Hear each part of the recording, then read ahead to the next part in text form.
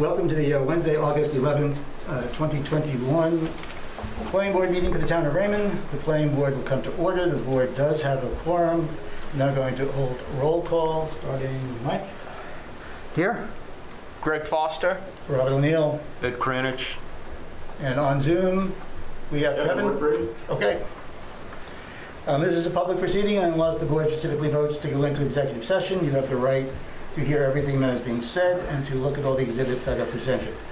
Please notify the chair if you are unable to see or hear. The board works from a published agenda and will be considering tonight's items in the following order. We have some back minutes to approve. Oh, we have an annual election. We have the annual election of chair and vice chair. We have some approval of minutes.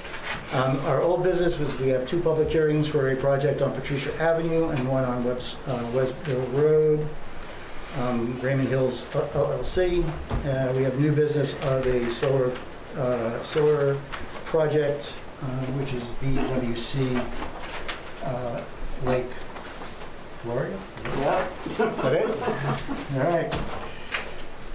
In each instance, the burden is upon the applicant to demonstrate compliance with the provisions of the applicable ordinances or the state law.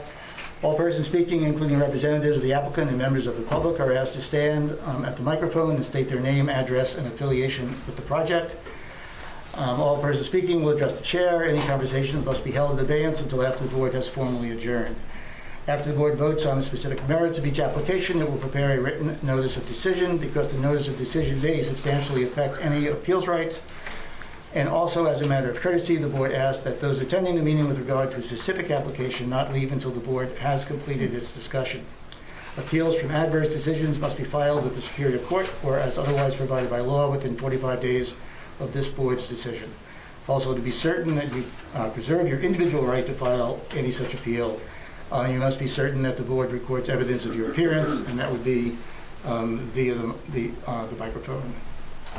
Okay. So I guess we do the first annual election of chair and vice chair. I'll move that we vote for Robert O'Neill as chair and Ed Kranich as vice chair. You sure you don't want to do this? I'm sure. I'll second that. All those in favor? Aye. Aye. All right, done. On the approval of minutes, I would propose, and first, Sandy, thank you very much for getting us all caught up on our minutes. So I think this is a big package. Vice, going through these individually one at a time, I would propose that we accept them all as a packet. That's fine with me. I've reviewed it. Yep. Fine with everybody? Yep. Okay. And Sandy, I would only add on one thing, I'm sorry I didn't get to you earlier, is if you could put a sentence in there, in every one of them, that says that the video recording is the official record of the minutes of the meeting. So that would take care of our recordings. Okay, so do I have a motion for the minutes? Move to approve the minutes as submitted. I'll second. So the motion is to approve the minutes of June 10th, 2020, August 12th, 2020, September 9th of 2020, October 14th of 2020, January 13th of 2021, February 10th of 2021, March 10th of 2021, April 14th of 2021, and May 12th of 2021. Motion been seconded. Any discussion? All those in favor? Aye. The motion is passed. Minutes are accepted. All right. Public hearing. Could, before we go, I'm just in the interest of people here, are most, or could I just get like a show of hands of who here is wishing to speak to the Patricia Avenue subdivision? No. So am I correct in assuming that everybody else is here to talk to the Raymond Hills LLC that would like, is that true? Okay, then what I propose that we do, as long as the board is okay, is swap these two so that we get the public hearing for the one that most of the people are here for. Dustin, is that okay with you? Okay. Jim, okay? Which one are you taking first? So we're going to take the Raymond Hills LLC first, because that's where everybody's here for. Keep them here longer.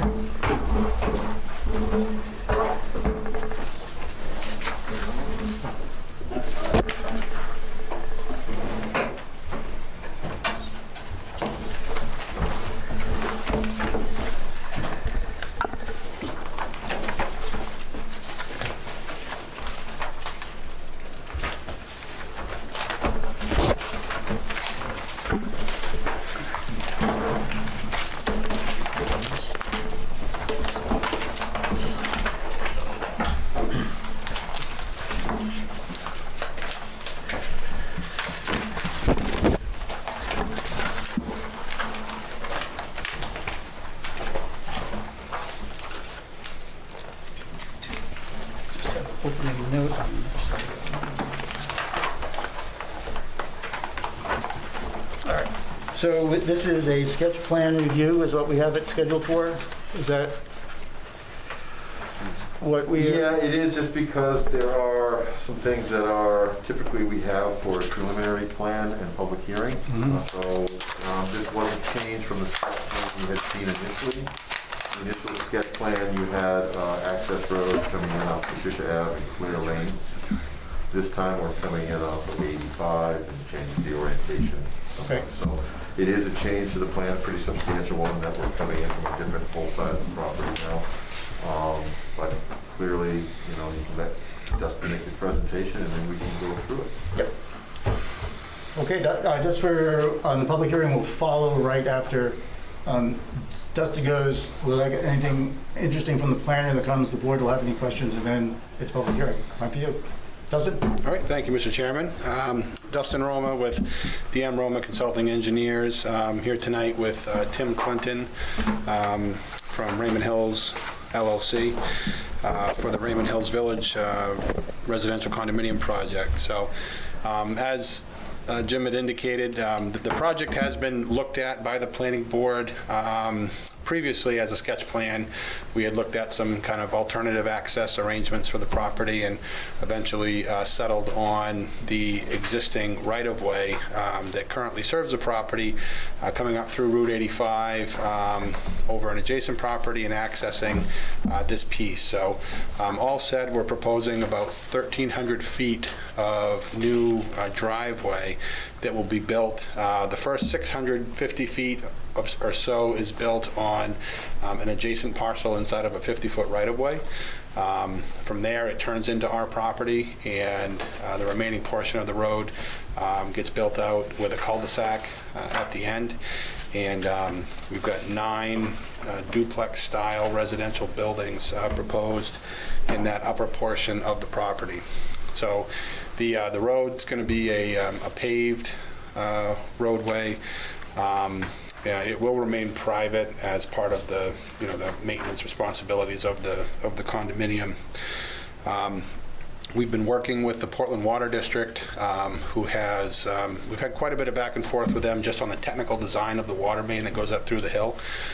They have approved the layout of the water main design. It will be a public main that's built inside of a 50-foot public utility easement that runs up, basically follows the roadway and then continues beyond the cul-de-sac and actually extends up to an abutting property, just to provide for the opportunity for some meaningful utility extension in the future if it's ever needed.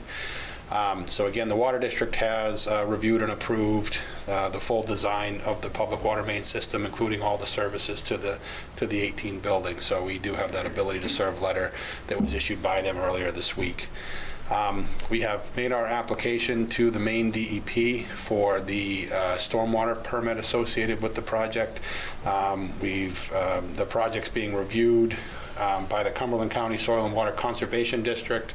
They're performing the technical stormwater review for the project, and then the DEP is going to be actually issuing the permit for it. So we did receive comments from the reviewer on Monday, which we worked on and addressed yesterday. So we're in the process. Over the next week or two, we expect to be kind of complete through the review process with that reviewer, and then on our way to getting our stormwater permit.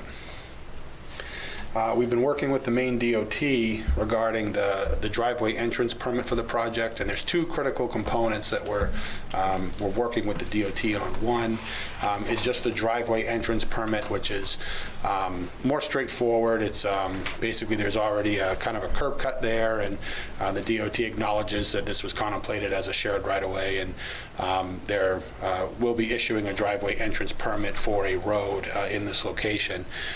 The other component that they're reviewing is the connection into the closed drainage system that's in Route 85. So we're proposing a stormwater collection and treatment system that involves collecting the stormwater in the roadway in some proprietary stormwater treatment units. Those then convey to a subsurface storage chambered system that will be built down near the project's entrance. All of this will be underground.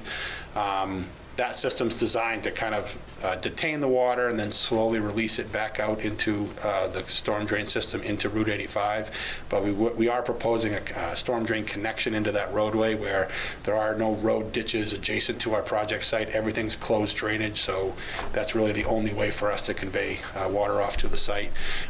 We're meeting all of the water quality standards and the standards for detention imposed by DEP. We do have a slight increase in some of the larger storm events for the water that leaves the site. Again, this is all contained inside a closed drainage system. So that is where we're at right now with the DOT, is that they're reviewing our watershed analysis and our drainage analysis for the design storms to ensure that they can accept that flow into their closed drainage system without causing any flooding concerns. So in the event that they have concerns with what we're proposing, the remedy would be to add some additional chambers onto that system. So at this point, we're just working with them to make sure that, you know, what we're proposing is not going to cause any issues. So when we receive that permit, that is going to basically satisfy the last remaining requirement of the DEP reviewer and should hopefully address a couple of the major comments that were contained in the memo about the storm drain runoff that leaves the site. That really treats that first 600 feet of road that comes down through the right-of-way. The rest of the site actually gets, the stormwater gets collected and gets conveyed down to a stormwater filter basin that will be built on our property. And that will, discharge in a location where there already is some concentrated flow that flows off the property and then kind of runs down through some wet areas in an adjacent field. We did run a stormwater analysis just to show that we weren't increasing flows in those areas. So anywhere where overland water flow kind of leaves the site, we are containing those flows. We did, when we prepared all this stormwater analysis and everything, we may have, I believe that information was included in what we had submitted, but to the extent, because we had two kind of parallel tracks going with the town review and the DEP review and Water District review, DOT, unfortunately with timing of having to get things submitted ahead of time and getting on agendas, we've had kind of 4 tracks going at the same time, and as people have had questions and reviews, we make those edits, get them to that entity, and so we've kind of, I apologize if some of this stuff wasn't contained in your plans because we had submitted them, several weeks ago, but we'll certainly look to get everybody caught up on this when we get our next submission back into you for the next meeting. On the wastewater side, we're really looking at 2 different alternatives on the site. One was providing advanced treatment of the wastewater disposal systems at each of the houses and then conveying that wastewater to a single leach field. The second option was to basically use conventional septic tanks and pump all of that up to one big advanced treatment type system that goes into a leach field. So we spent the last several weeks kind of looking at those several options and weighing the pros and cons of both. What we ultimately settled on was the option to have each building is going to have a treatment tank immediately adjacent to it that will replace the septic tank. It'll still function as a septic tank, but it has an aeration unit in it which helps to break down the wastewater before it gets pumped up into the leach field. And what that does is it allows for a reduced footprint of the leach bed size. So the plans that we've prepared have, the leach bed is in the location as it was indicated on the plans that we submitted to you. It does kind of fit in that same rectangle that we had shown, but we've certainly advanced the design through all of the required, cross sections, plan and profiles, working with the state as an engineered system review. We have our meeting on Wednesday of next week where we're going to basically go over the full application with them so that they can review all of the analysis that was done and essentially complete the permitting process for that. So again, we're well on our way of completing that septic system design, and this is technology that's been around for a while. It's been used quite a bit, especially in in Wyndham. There's been a lot of that. If you've seen any of that kind of higher density development with duplexes and things like that, obviously they don't have a sewer either, so there's been some higher density development with this type of technology that's been used pretty extensively. We received the review comments from the fire department. I did get a chance to catch up with Wayne on those, and we're agreeable to adding a second fire hydrant on the site. So I think I'll work with Wayne on the exact location, but it'll be somewhere in the vicinity of the cul-de-sac area. We're also agreeable to widening out the outside perimeter of that cul-de-sac by a couple of feet. This is the typical design that we use in a lot of adjacent towns, but we can certainly appreciate the concern about just making sure that there's, plenty of space around the outside of that turning radius. So where we do have the space here, I think we can reasonably accommodate a couple more feet of pavement around the outside of that cul-de-sac. So I'm happy to make both of those changes. We have coordinated the work that is being done in that right-of-way with the actual fee owner of that roadway. We've just made sure that they've been made well aware along the way of the work that's being proposed, and just making sure that there was no objections there. So they've been informed and provided with plans, and we've communicated with them, and they've indicated they have no issues or objections with anything we're proposing here for that section of road that's being built on their property, even though we do have the right-of-way access to it. A couple of questions that were raised in the memo. There was, the trash removal, we understand would be private in this, or it's a private road. So we'll, whether it's a note on the plan or whatever, we can make sure it's documented that we're aware that trash removal is private. Same thing with a note regarding the solid waste removal. We're aware that any solid waste generated through the construction activities needs to be hauled away and disposed of at a licensed facility. So we can add some notes to that effect.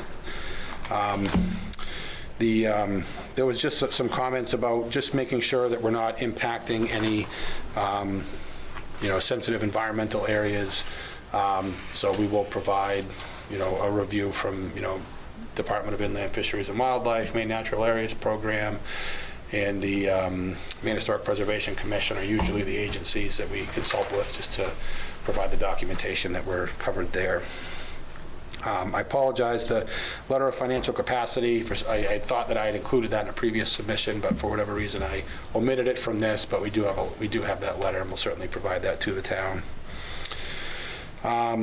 There was one question about whether or not the easement area that's being provided for the water main is something that should be considered as a deduction for net residential density purposes. Typically, I believe the way the ordinance is written, if you have a public or a road with a right-of-way on it, that becomes something that gets deducted out of the total area for net density purposes. In this case, it's basically, it's just a utility easement provided to the district. This isn't a road right-of-way that is being dedicated or conveyed for frontage. So that's been a pretty consistent interpretation that we've had across a bunch of towns, where if you've got a road right-of-way that's being used for a street that is providing frontage and access to the dwellings, and that's typically something that you would deduct. But if you've got just a shared driveway that is being used in common as a condominium or apartment project, but you just have a utility easement over that area and it just coincides with the road pavement, that those are typically not considered a right-of-way for deduction purposes. So that was just something that Jim had brought up in his memo, and certainly would be an important thing that we just want to make sure the board agrees with that interpretation here tonight, because it would significantly impact the density and things like that. So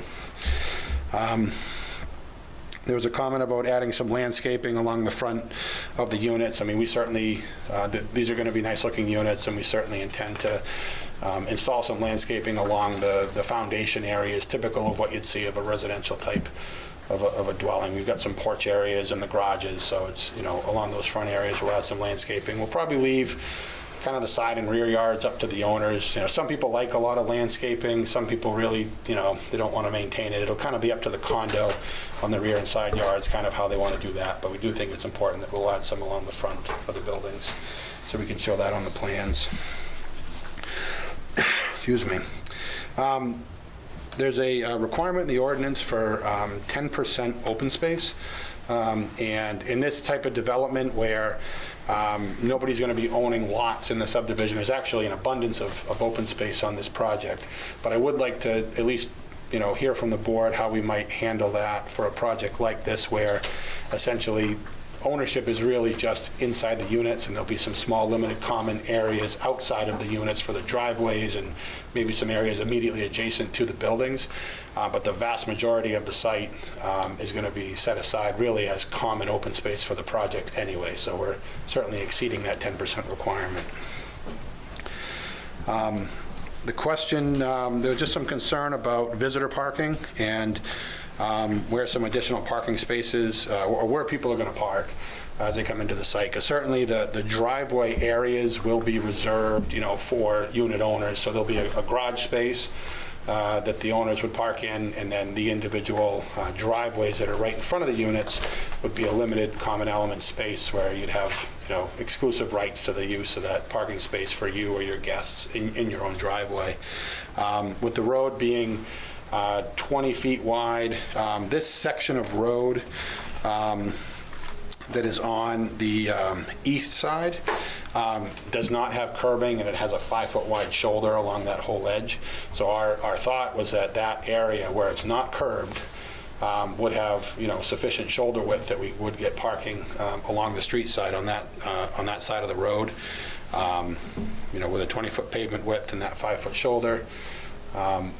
You know, our feeling was that that would be adequate for a few spaces if people wanted to park along that side of the road, especially where we've got, you know, basically from station 600 up to unit 7 and 17, 18, which is station 900. So we've got about 300 feet of road there that doesn't have any units on it, and doesn't have any curbing on that uphill side.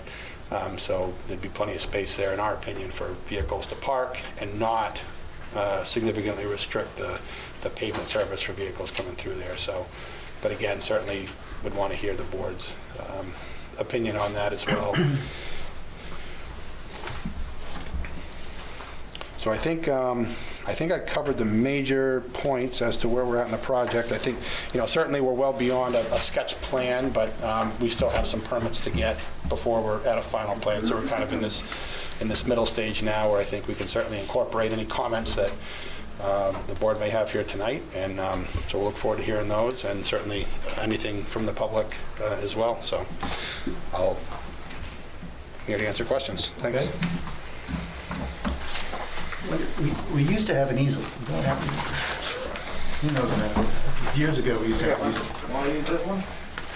Ken, if you want, I'll leave it behind.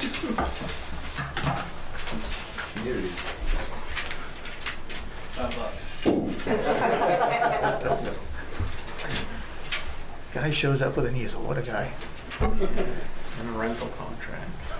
So I would just, Dustin, if you could take the your drawing there, and just, actually the board has it, so you could spin it around and then just give like a 30-second overview there of the layout for those that are here. I'll be blocking Kyle either, so Yeah.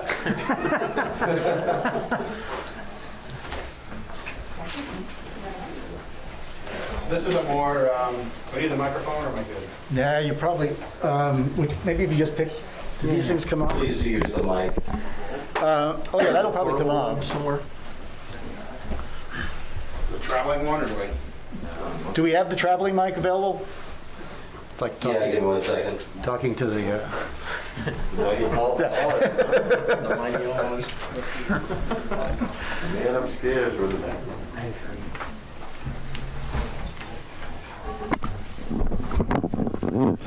I guess while he's getting it, I can at least speak into this one, so just for the brief intro.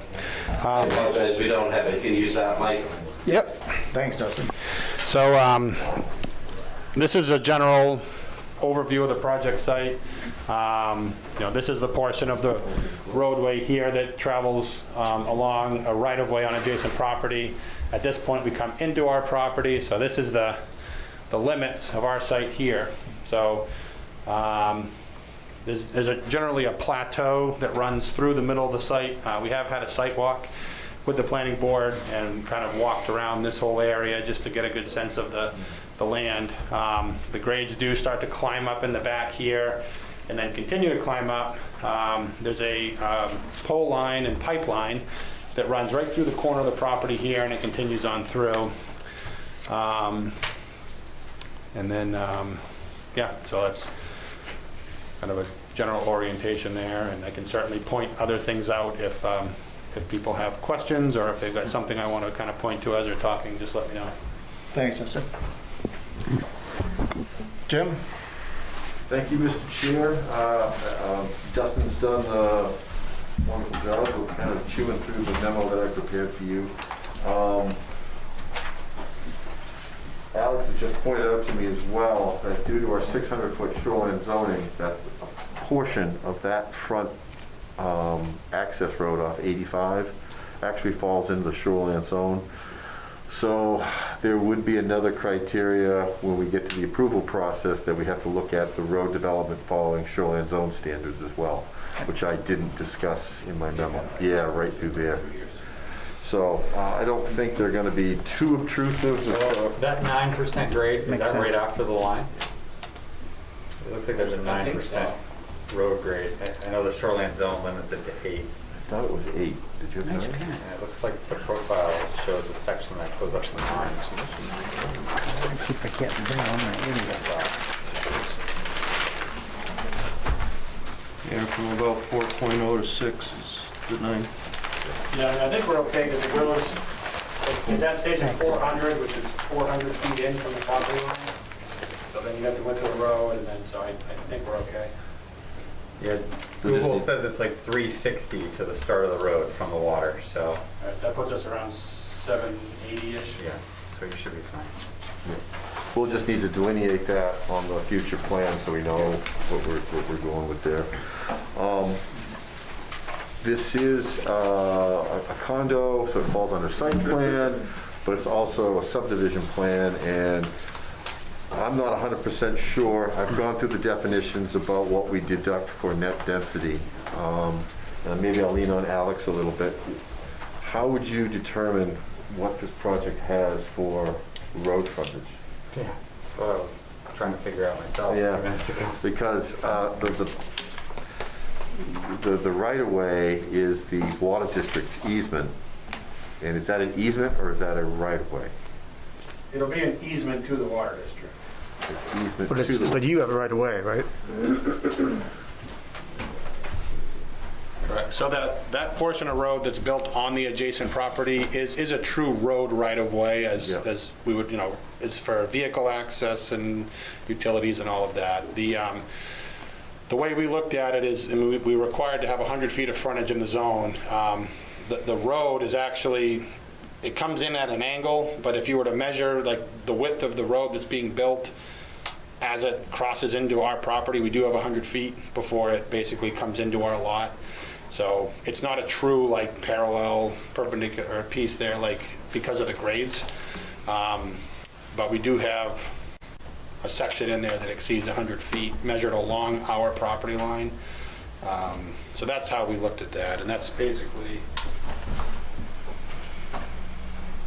so measured, from this pin over to, like say this area. So we've got this section of road here.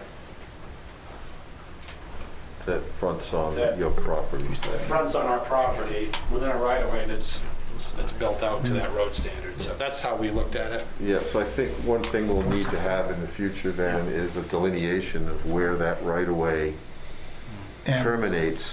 And I don't know if you had somewhat of a conversation too about maybe a secondary widening or terminus There's a pin there. at that point as well. We hadn't discussed that yet, But it might make sense just to Yeah. delineate the terminus of the formal right-of-way so that the condo development then would be like a secondary driveway for their access off that right-of-way, where then that road access wouldn't be deducted out of the net density. You'd have some minor, but it wouldn't, I don't think it would affect you as far as if you did a hammerhead or something. Some point, you gotta define where the right-of-way ends and where the easement starts. Yeah, I mean, we were defining that as our property line. And because the 50-foot right-of-way continues beyond, Right, but we gotta look at it from a developed right-of-way standpoint. If you make it a driveway, it's gonna become a backlot driveway then. Well, you can't do a backlot driveway to access 18 units. No, It's gotta have legal frontage, but then the access road would have to be built to a road standard, but I guess the question would be, is it an access easement or it's a right-of-way? If it was a right-of-way, then you have setbacks and everything like that. We typically don't see that in a condominium or an apartment complex. It's a common access. But we do need to see where the right-of-way improved road terminates to make sure we've got legal frontage. Okay.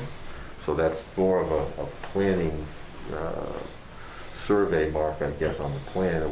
So what would be dedicated as right-of-way and what's dedicated as easement, so we can distinguish between the two for frontage purposes.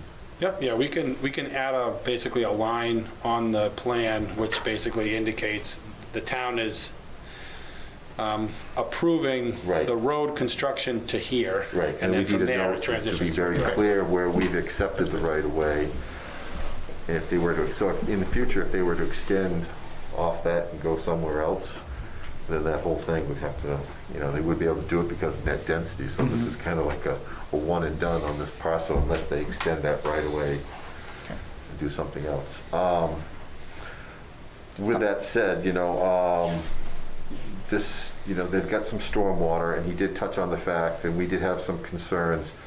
One of the abutters, which you may hear from tonight, has had some concerns because on their plans, they indicate that they're, by the lines they've shown on the plan down by 85, they show grading and some tree cuts, which would be on the other parcel outside of the right-of-way line, and that neighbor is going to be adamant that that's not going to happen. They have no easements, no rights to that, so they need to pull that back. The other item that I had concerns about is there's a fair amount of water coming off that hill. There's already existing water coming down that access. How that all gets tied into the 85 drainage network is going to be very important. And I understand they're working with DOT, and they will be the ones that have to sign off on any stormwater connection into that infrastructure. Above and beyond that, and I'm hoping DOT will take a look at that, is what happens. We're getting a lot more higher rate storms, 50-year, 100-year type flood events. What happens in that event? Will that come out of the top of the catch basin and follow the gutter line? Because that runs all the way down to the intersection of 302. And I don't know, Dustin, if you know, but I don't think there's another catch basin between you and 302. Yep, yeah, there's a low spot. So basically, it's about a little less than 300 feet, about 280 feet from our intersection where there's a catch basin now. It flows towards 302, a little less than 300 feet, and there's actually a saddle in the road right there, and storm drains come in from two locations, and at that point, it connects in and actually discharges out into Panther Run. Yep. And it transitions to a pretty large diameter pipe at that location as well. So the question will be, is the pipe that's there now serving that catch basin adequate to take this additional water? And then I just kind of want to know from a flooding standpoint, what happens in a larger event storm? Where is that water going? Is it going to be a problem at this intersection, or is it going to be a problem downstream? We really want to understand what that impact was going to be, especially where there are going to be going over the threshold as far as pre and post matching up. They're gonna be more than what's currently there now. So again, ultimately, that's DEP and DOT's call. If we have concerns, obviously, we can post them to both agencies.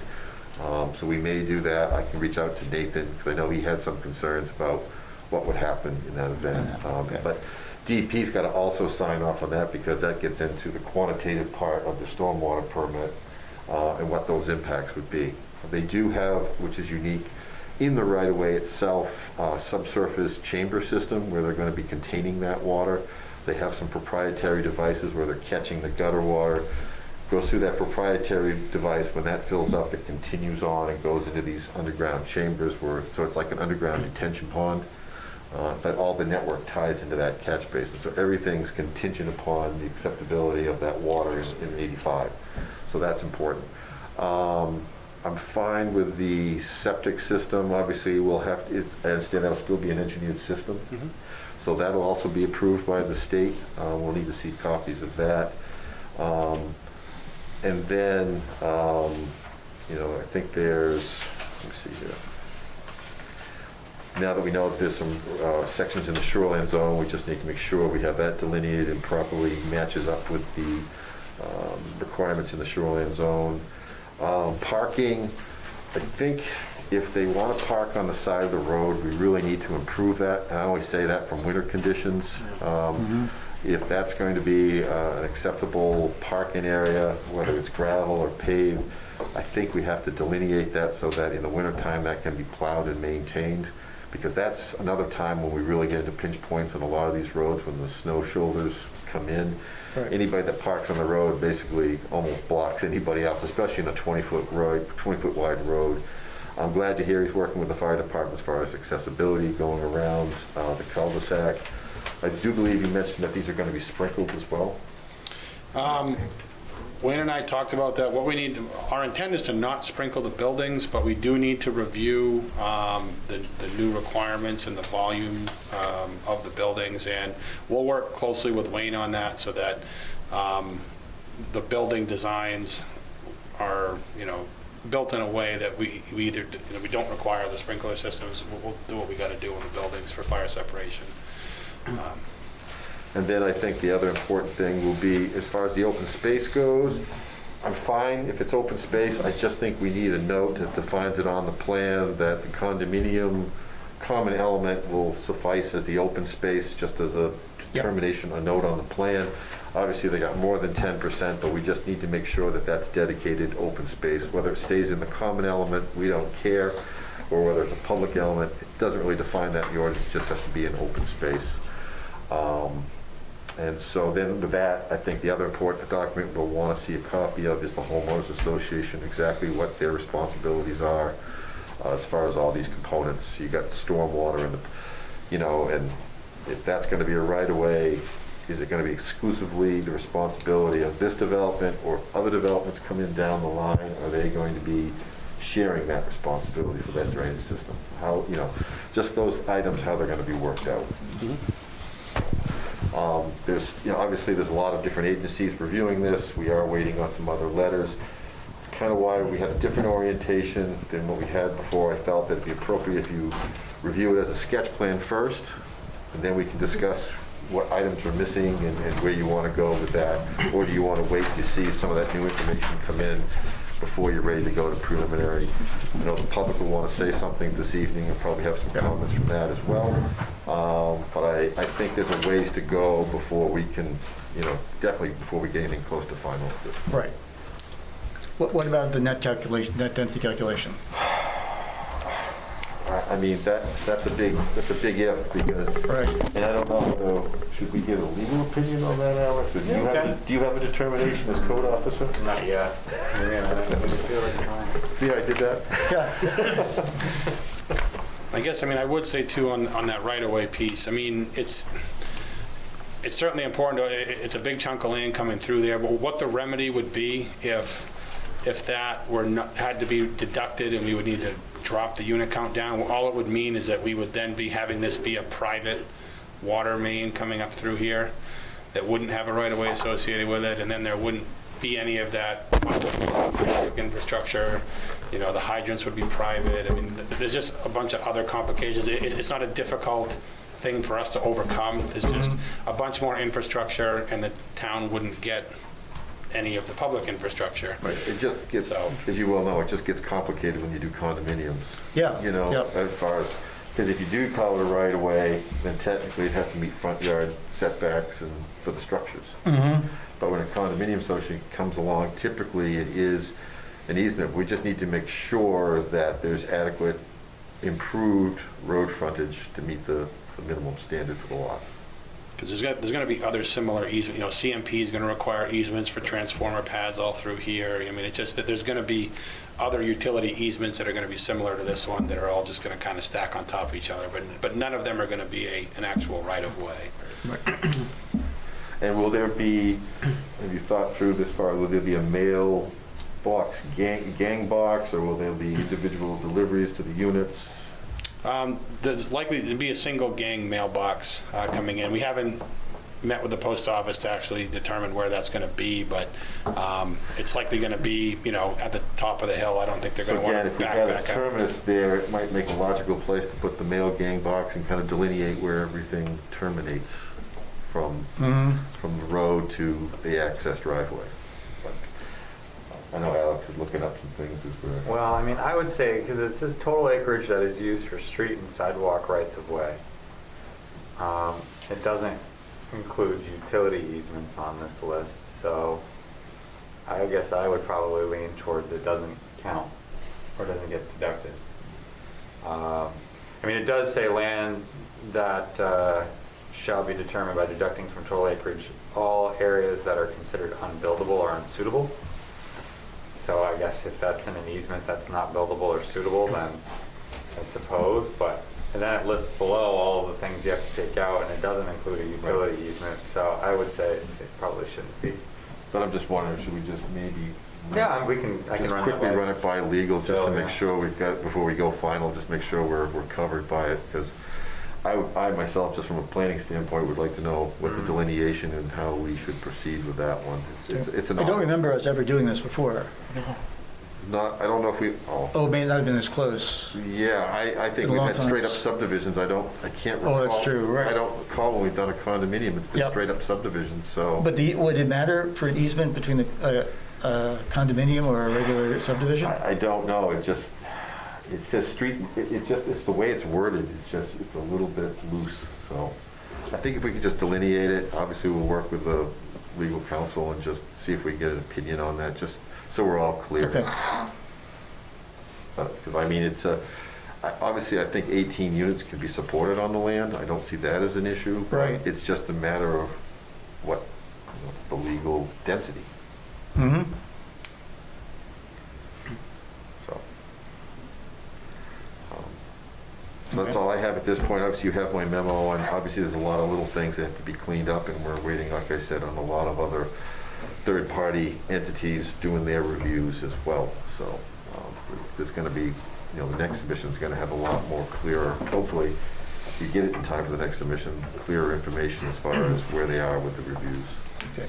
So I think we'll keep it as a sketch plan and not preliminary. Is that okay with everybody? Yep. Okay with you, Kevin? Sorry, I keep on forgetting that. The big head watching out. Yeah. We see Do we him. have to do anything with that letter that we got from Krista Kish? What letter? There was a letter sent, an email that was sent today, Sandy sent out. I forwarded it to everybody. Oh, Oh, I don't. I didn't read my emails yet. when did they come in? Just like this afternoon? Yes. Oh, that's why. Okay. Like this afternoon. Yes, so why don't you hang on and we'll do that during the public hearing. Okay, Kevin? Is that okay, Kevin, or? Yeah, I just want to make sure that we had Yep, the. okay. We'll read it into the public record. Okay. Do you have it there, Sandy? I can pull it up on. Do you have it, Kevin? Kevin? Yeah, I do have it, yes. Okay, Sammy, Kevin will do it. Yeah, Kevin can just read it in when we get to that point. Okay, so at this point, we'll open up the public hearing. I would just ask the public that we'd like to limit comments to about 5 minutes. And please not, you can certainly agree with previous comments that were made, and I would appreciate it if you did that, but the repetition doesn't help the board in finding, in coming to any conclusions. Questions that you have, please ask, and if at all possible, we will get them answered for you tonight, and I will direct them to somebody that could answer them. So at this time, I will open the public hearing for the Raymond Hills LLC project.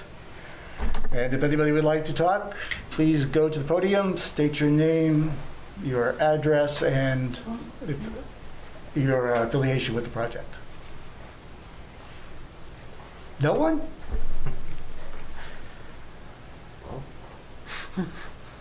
Wow. Okay. Kevin, you're up. Would you read the letter into the record, please? Okay. Hello, Sandy and Alex. I am flying back to Maine and my flight was diverted, so I'm not sure if I'll be able to dial in or attend tonight's public hearing. I've shared various comments and questions to date with you about this proposed development. I've summarized the main issues here again. Number one, as an abutting property owner, I would like to ask the town of Raymond and the applicant to reconsider its road access to the Raymond Hill condos/apartments. Put it down there for me. A, road access along Highway 85. My main concern is public safety.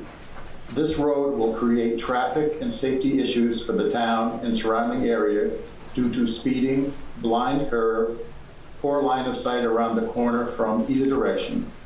I'd like to ask the town to have the applicant conduct a traffic study plan and include the MDOT in the discussion and planning of private road access turning off 85.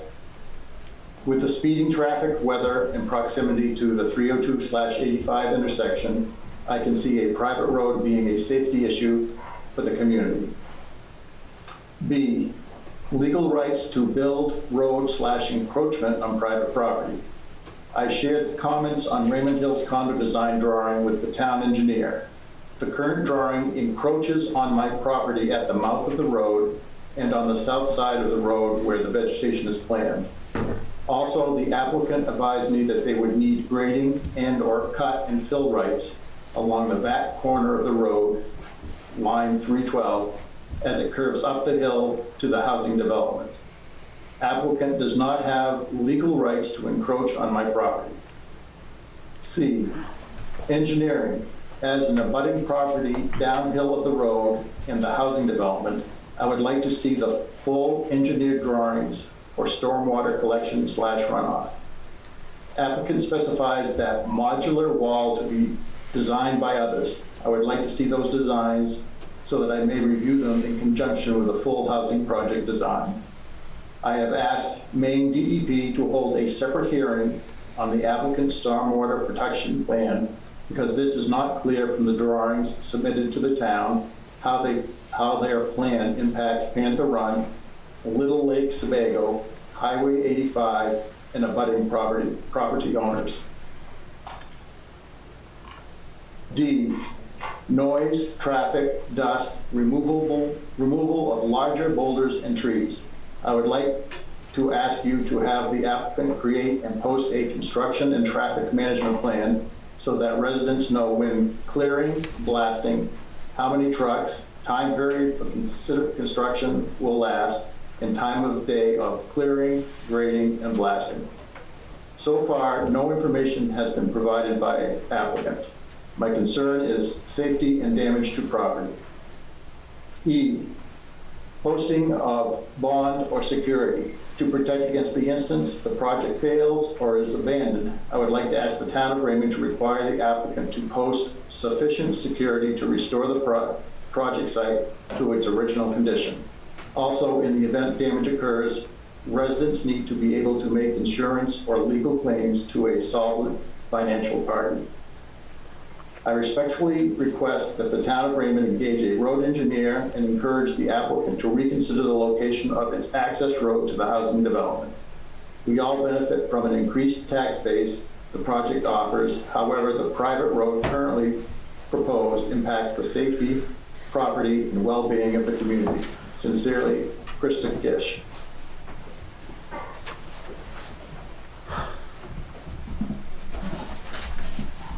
Thanks, Kevin.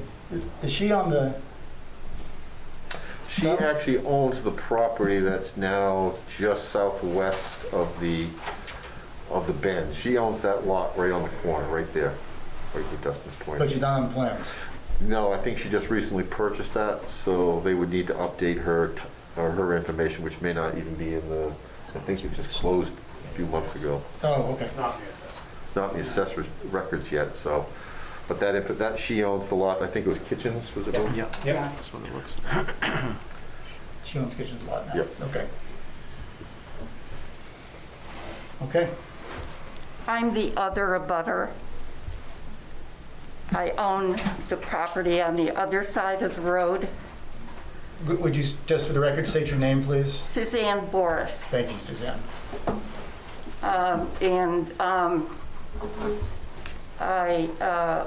I agree with the former statement, the email that was just read, and really am concerned about a lot of the same things. Just want to make that known. Okay, thank you. Thank you. The traffic issue is a DOT, right? And that's, It's a DOT, as far as the access for the private road, the entrance, as Dustin pointed out, that's being reviewed by DOT from safety procedures. They'll look at sight distance, the speed limit, the physical design of the intersection of the two roads. right. As far as traffic load, this project doesn't even come close to warrant any kind of traffic light. And as long as there's safe turning movements there, I doubt DOT, but we'll wait to see what they come back with. They have provided obviously a stop sign there to stop the traffic coming down the hill, just to run out to the street.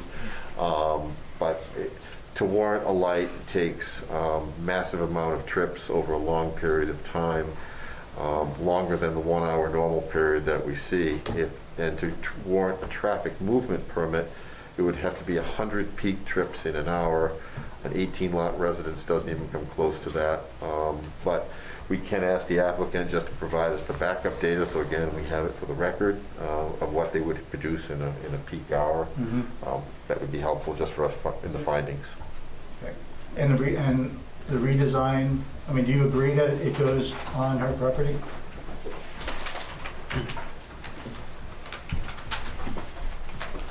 So sometimes we get questions about this, and a lot of it has to do with the way that we show clearing limits on our plans. It's kind of a squiggly round line, and some people may interpret that as if that line goes over the property, that we're somehow going to cut trees over the property. And the reality of the situation is when we show those lines certain ways, sometimes it's having to do with other text and things that's around there, and we're kind of working around all that on the plans. The reality is that we're not, I mean, we're going to have this line surveyed. We've already had it surveyed once and marked. We'll have it staked out again with stakes along that whole property line, just to ensure that we're not cutting any trees or doing any, earthwork over the property line. The site contractors have, GPS equipment that's accurate to within an inch, and they know to stay on the property. And certainly, in all cases it's important, and when people voice, their concerns, it's especially important. So we're aware of that. To her concern about the grading that was, we did originally approach her at the onset of the project in the area where the retaining wall is being proposed, and discuss with her the potential for a grading easement that would eliminate that wall and would allow some fill to be placed on her back land, talking about how you could access her land from this new road and all of that. At the end of the day, she's not receptive to that idea. We completely respect that, as that's her right as an abutting property owner. So that's why we've added the wall and gone to significant cost and expense with the wall, the retaining guardrails, and there's going to be a lot of just babysitting that property line throughout to respect her property rights. So certainly aware of it, and we'll respect it. And just to be fair to is it Krista?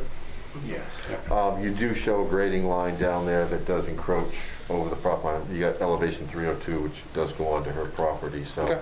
you'll have to take a look at that and peel that, all that construction activity and disturbance can't obviously encroach onto her property.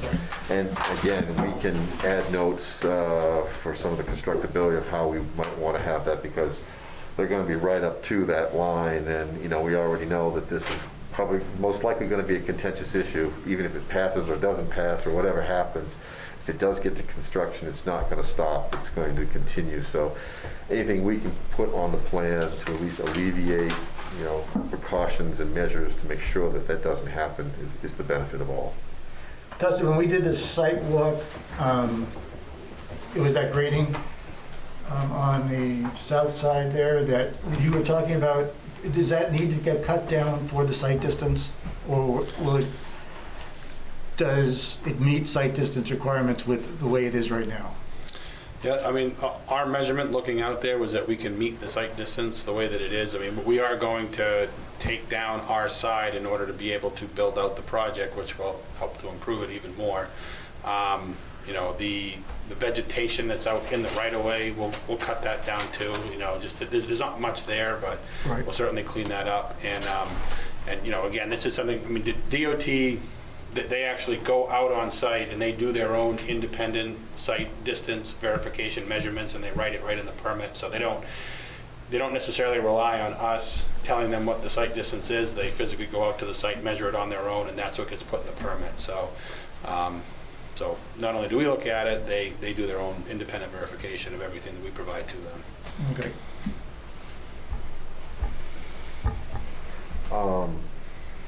Going through some of her other comments, again, I hear her, I hear the abutters. I just don't see that we have any evidence that there's a public safety issue based on the number of trips, and if there's adequate safety site distance for movements. I'm struggling to see where the safety issue is. It does not mean that there could be a safety issue, but I don't see it from our standards where that could exist at this point. Stormwater report, I did just collect the DEP permit from the town today. As a town engineer, you know, I have the right to review it and make comments to DEP if anything pops up. So I will take a look at it and see if I have any comments, because those go into, just like we're doing, into their public record from the town's perspective. Under our requirements in our ordinance, we can do our own review, but typically when it goes to the state, we defer that to the state, especially if it's DEP review. So I would suggest we do the same here. This does go into the watershed of Panther Run and Sebago Lake. I think she mentioned Little Sebago, but I don't think any of that water gets to Little Sebago from this side of that ridge. Construction management plan and concerns about blasting, that's a decent point. I know there's quite a bit of ledge up through there. Do you anticipate a large amount of blasting to take place to get the water main up through there or anything else? We actually don't, surprisingly. We had done, blasting was a major concern of ours when we originally looked at the site. We spent quite a bit of time up there with an excavator digging around so that we can try and, we wanted to put a budget number together on the blasting, so we actually went through and dug several test pits going up the hill, at the top of the hill, throughout the plateau, in areas where the water main's going, in areas where the foundation's going, in areas where the wastewater disposal systems are going. So far, we haven't hit ledge. We've hit some very large rocks, but we're basically sitting on a large gravel deposit up there. And I'm certain that there is some ledge, but we've dug down to water main type depths, and we haven't yet to hit it in that upper level. So so far it's just a lot of big rocks.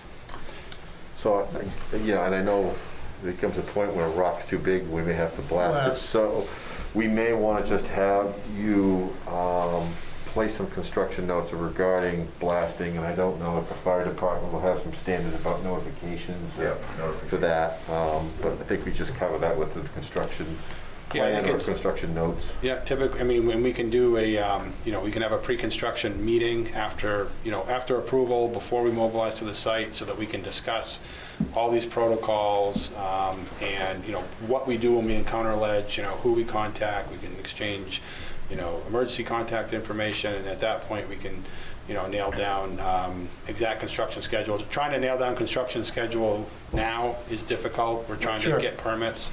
We're very hopeful to start construction here as soon as possible, but to try and nail down an exact construction schedule right now would be difficult. So I think generally that's better done at the post-approval, prior to construction stage. And I think, we can make that available to the neighbors and let them know this is our intended construction schedule. We're working on these days, on these hours.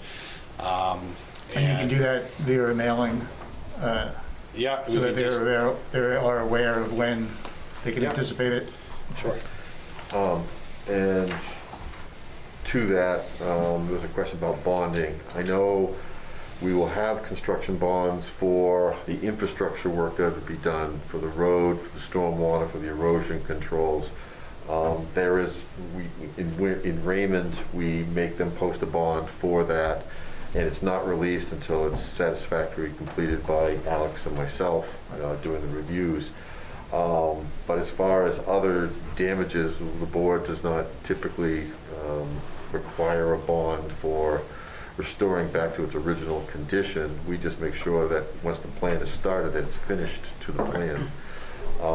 So I don't think the board can be involved in any kind of additional bonding.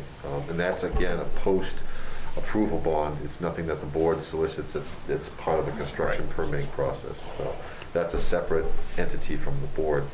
All projects that have access roads and, like I said, drainage infrastructure and erosion control has to be bonded as part of the building permit process. Okay. Is there, Kevin, you read the letter there. Did it seem like we covered everything, all the questions? Yeah, I think so. It looks like I was just looking at it again. Modular Walls was the other one. Yeah, it's the only one I have Yeah, left on my list. right. You're just not encroaching on her property at all. Right. And the same with the modular walls. Depending on how big these walls could be, and I don't suspect they're going to be that deep. No. The board can require those as part of the permit process, or you can defer to the building permit process. The only thing you want to make sure of is that none of that activity or foundation for that wall encroaches over the property. And that, again, can be done by notes or such. Okay. Is there anybody else that would like the question concerning the project? No? Okay. I will close the public hearing. Move to any questions the board has. Dustin? Dustin, does the state consider any other storm discharges in excess of 25-year frequency storms? Generally when they design, they look at a couple of things. Usually they don't look at beyond the 25-year storm when it comes to pipe sizing and everything. They do look at a 50-year storm when you're talking about ponding of water on the shoulders and making sure that you actually don't encroach out beyond into the travel lane. So generally I believe those are to a 50-year storm. Okay, so for the drainage system capacity downstream of you, as long as it makes 25, they're good. My experience has been that DOT accepts that under certain conditions, something between a 25 and a 50-year storm, you may start to actually fill up these pipes, because what happens is that the capacity of the actual grates in the road eventually limits. So they start looking at that point. When you talk about a 50-year storm, you're usually not talking about how much water can flow through the pipes. You're talking about how close are these catch basins together so that we don't start flooding out the roadways.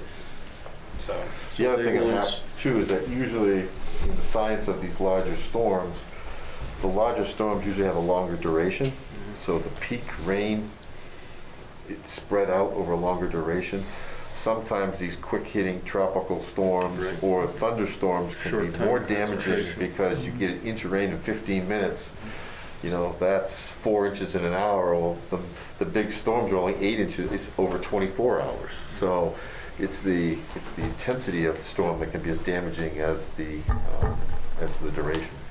So they will also inspect the existing storm drain where it flows into Sebago, because I just, you know, want to make sure it's not like full of sediment now, and when we start adding to it, we're going to flush it out. Oh, yeah. I mean, They will make look you at- jet it or vacuum? Yeah, they will look at their main concern is capacity, and obviously if the capacity is consumed with sediment, that's a concern of theirs. But they're going to look at the flooding, and they're going to look at the capacity of the pipes to convey that water, and then they too will be concerned about if there's any flooding on the road. That gets immediately to their attention for traffic safety. Did you say, Dustin, that it was not ditched from where you're discharging to the catch basin? Correct. So the lower segment of the road where we're cutting in there is actually curbed on both sides, and then we've got we do have a culvert that picks up some stormwater further up. So all of this water gets piped together, and then it gets directly connected down into that storm drain system, which is actually it potentially could be a better system than it's there now, because right now water just flows down that road and it goes into the catch basin. So it kind of goes in the same spot, but now we're not relying on the capacity of that catch basin grate to take the water like it is now. Now we're collecting it in multiple, you know, storm treatment systems, putting it in the ground and keeping it in the ground versus trying to, you know. Until where you just start discharging it? Directly into the basin? Yeah. Correctly. So we're going to core a hole into the side of the catch basin that's on the side of the road and put a new pipe into it and tie it in directly. Now, when you do that, do you have to enter any agreements with DOT because you have private infrastructure going into state infrastructure? Yeah, that'll be part of their review and approval. I mean, if there's an agreement that needs to be made or conditions, then they'll stipulate that and what our responsibilities are on our side. I had a lot of times the DOT would make us vacuum out all the catch basins downstream of where we're tying in and jet the pipes to clean them when we were done with our projects. Yeah, and they'll often look at, rather than just the capacity too, they look at the hydraulic grade line, to see what that does for the whole function of the system as well.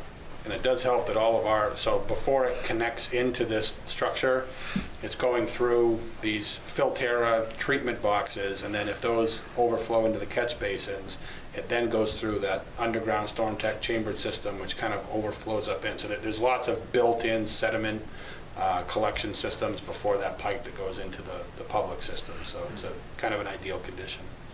Yeah, and the worst condition is obviously those that happen in the winter when you get those snow events going to rain events and things get plugged and, but like all winter events, they're just kind of anomalies, unfortunately, in the whole drainage system because the ground's frozen and, you get frozen conditions. But they, it is something that we'll have to take a look at once we see it from DOT.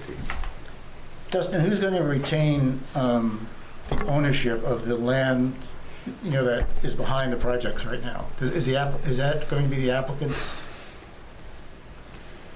The land behind the 10% that we're setting aside for open space.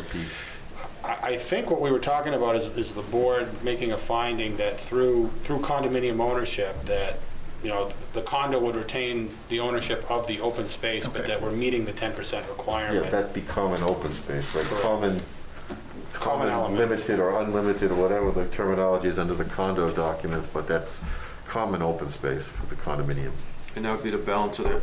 Right, for the balance of remaining left over. Right. All of it. Yeah. Everything that's not occupied by buildings and driveways would become a common element. We just need to have that, to your point, it needs to be documented on the plan with the area that's committed to that open space. Yep. And I think we also, when we talked about the last time, Dustin, we talked about some sort of signs going up to delineate that it was under environmental protection or whatever kind of, some of that land, so that it's obvious that it's not, that it's common land. Is that, Cumberland County Conservation Commission used to have signs of that. I don't know if they still do have that stuff, but just to put up to delineate that area.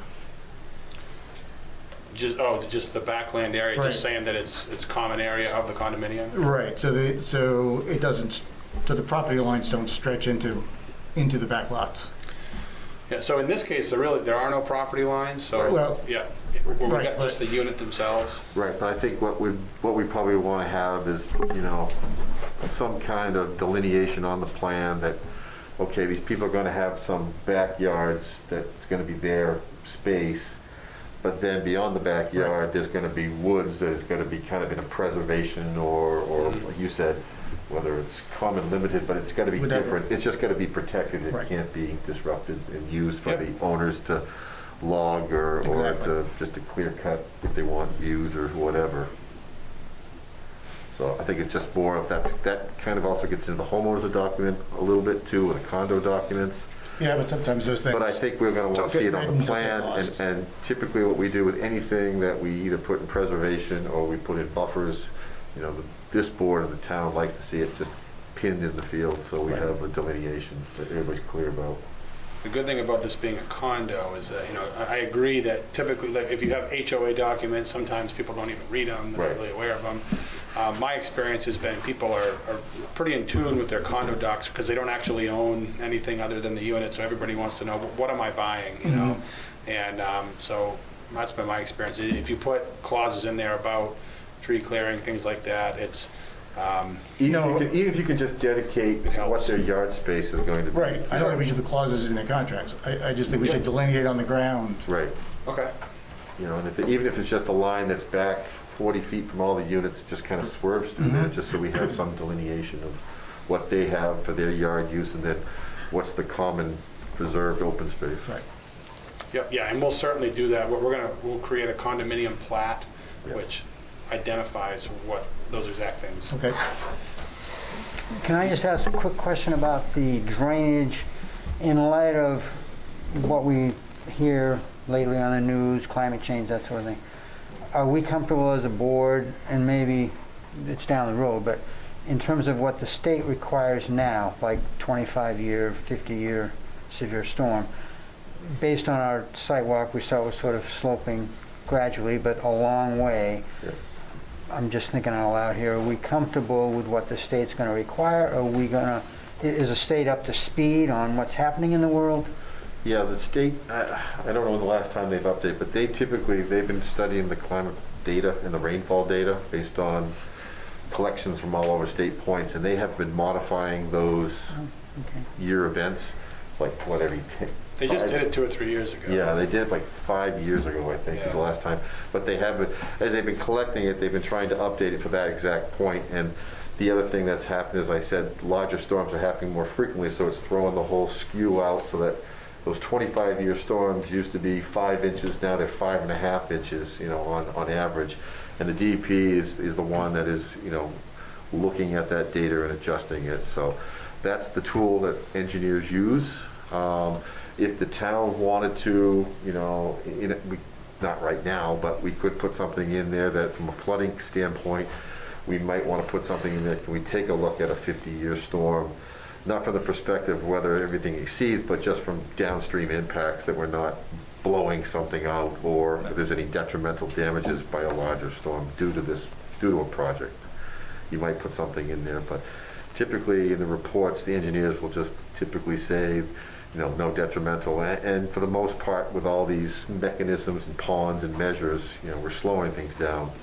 The applicants, the designs, they're slowing things down a little bit, but when you get those big ones, it kind of, it's tough to, like I said before, some of these hurricane events drag out over 24 hours. As you can see recently, it's these thunderstorms that can do as much damage as a hurricane. Okay, is there any other? The septic leach field, is that going to be in the same place as the previous iteration? Yep, So you're going to need force mains? correct. What happens if there's a power outage for the force mains? Is there any Backup power. storage, or is there going to have to be a backup power? What ends up happening in these is that you've got some storage capacity in the tanks where the water doesn't just go right out. So there's a bit of a lag there where you'll have, where there's 10 separate tanks on the site. For these treatment tanks, you'll get some storage capacity there. You'll get some storage capacity in the pump station, depending on where it is in the phase. But at some point, you would need to, bring in a generator to flush that system out.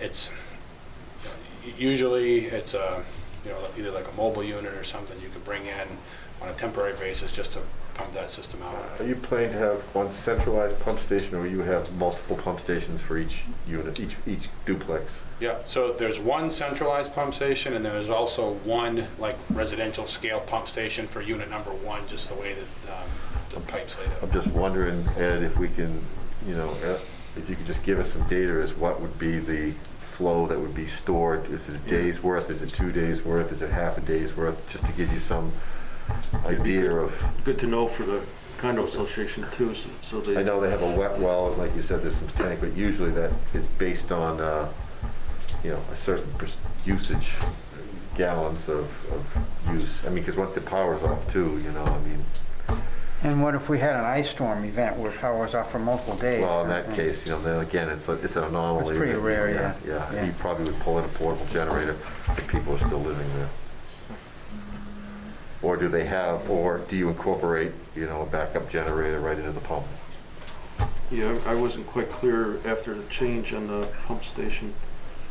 You're still going to have the central one, the big one, and Yeah, there'll be one central pump station. I think the plans that you have may be showing it in the cul-de-sac. Yeah. We've moved it so that it's down in, basically adjacent to unit 17, I believe.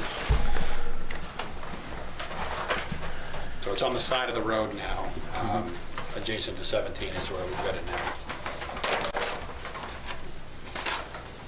And that will be, and where will, I know typically those have alarms and switches and everything. Where will those controls be sending alarm signals? Or I know sometimes they have flashes, but will there be some kind of contact in the event that the pump fails?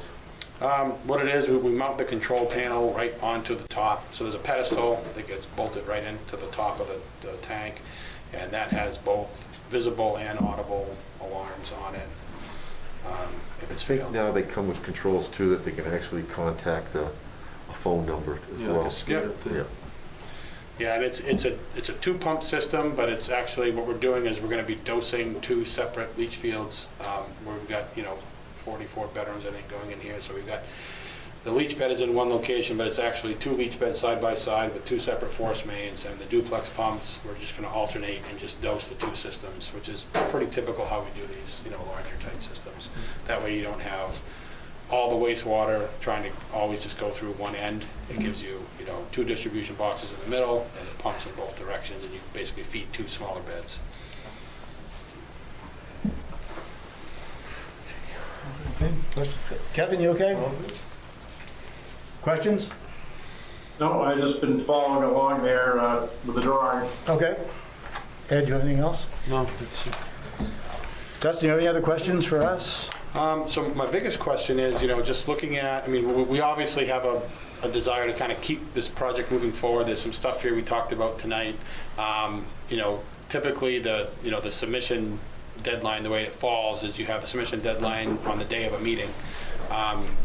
Where the town reviewed this as a sketch plan tonight, I think it sounds like the logical next step is a preliminary plan. Right. And it'd be nice to kind of, monument some of these things that we talked here tonight at that next stage. Would it be possible for us to meet with the board next month? Given that, the submission deadline was today for next month. I just think we're far enough along with all of our review agencies and everything. Having to wait 2 months to come back to the board is going to put us pretty far back. Yeah, I have no problem with that as long as there's sufficient time for us to review the submissions. So if we say, maybe 2 weeks prior, so that if everything you is just give me a date and we'll meet it. Because like I said, this stuff you're reviewing now is stuff that we gave you a month ago. Right. We've made a lot of progress, so I'd like to, you just tell me when you need it and we'll get it to you. So I would say 2 weeks prior to the next meeting, we'll have you on the agenda. The only question I was asking Sandy, as far as the notification process, when did you have to have the notices out by? I think we're like 10 days out. Okay, so Yeah. 2 weeks probably gives you enough time to get the notices out and get them in the paper. Yep. Right. You gotta get them posted, that's all, and I know the date they get posted there's a lead time for that as well, so. Right. But I'd also say, Dustin, as long as there's, you know, if it makes sense to come back, you know, if you Sure. don't have Yeah, anything in. yeah, we're not going to waste time, but Right. it's one of those things where I think there's enough here, and I feel pretty comfortable in where we're at with some of those other stages that we want to bring it to that next level. Okay, Yeah, and we would like to see some correspondence, at least I think Alex and I would like to see some correspondence from the DEP and from the DOT Oh, certainly. on Right. those issues, if those are going to be big ones. yep. Yep. So Dustin, if we give you till the 25th to get it in, that's 2 weeks before the meeting. Okay. And that is cutting it close for when I have to get it to the paper, but if you can give me a heads up a couple days before the 25th, I was so gonna say, now you we should make it, can- yeah. I was just going to say we should make it the no later than 4 PM on the 24th, just so we have the. Well, Good. I mean, how confident are you, Dustin, that you're going to have all this, enough of this stuff in to meet the preliminary hearing next? Yeah, I mean, we're basically at the point, like I said, where it's just, you know, the DOT is the only one, and we've been communicating with them regularly. As far as I know, they got all the information they need, so. Well, just do it the 2 weeks. If the Everything DOT else- doesn't come in, it doesn't come in. Right, so I'd say let's go ahead, we'll go ahead and put you on the agenda for the next meeing. Yep. Tentatively. Yeah, tentatively. But we'll, I mean, Sandy, just go ahead and assume that Dustin's going to be here at the next meeting. So you And, want me to send notices? Yes. And Correct. if you miss Yep. it, Right. oh well, okay. Yep. Just asking. Yeah. Yeah, like I said, there's already so much information that you haven't seen yet that we've done, and plus, really the last piece is the DOT, so. okay, So from a procedural perspective, I would accept it as a sketch plan this evening. yes. And then I guess it's up to you what you want to do as far as completion, because obviously we're still waiting on some things here from a complete app. Yeah, we are not going to go to a complete applicant at this point. So you can make the motion for a Right. sketch, because it's well beyond a sketch at this point. We are well beyond, but I think, Yep, you should make the motion just to be formal. for a sketch plan? Yep. We don't need a motion for a sketch plan. I think But- typically We do? I think if We we do really? for subdivisions, I think we do. All right. I move that we accept the application as presented for Raymond Hills LLC as a sketch plan review. Any discussion? All those in favor? Aye. Done. Thank you. All right, thank you. You're welcome, Dustin. Give us a second and then we'll get you right back up there.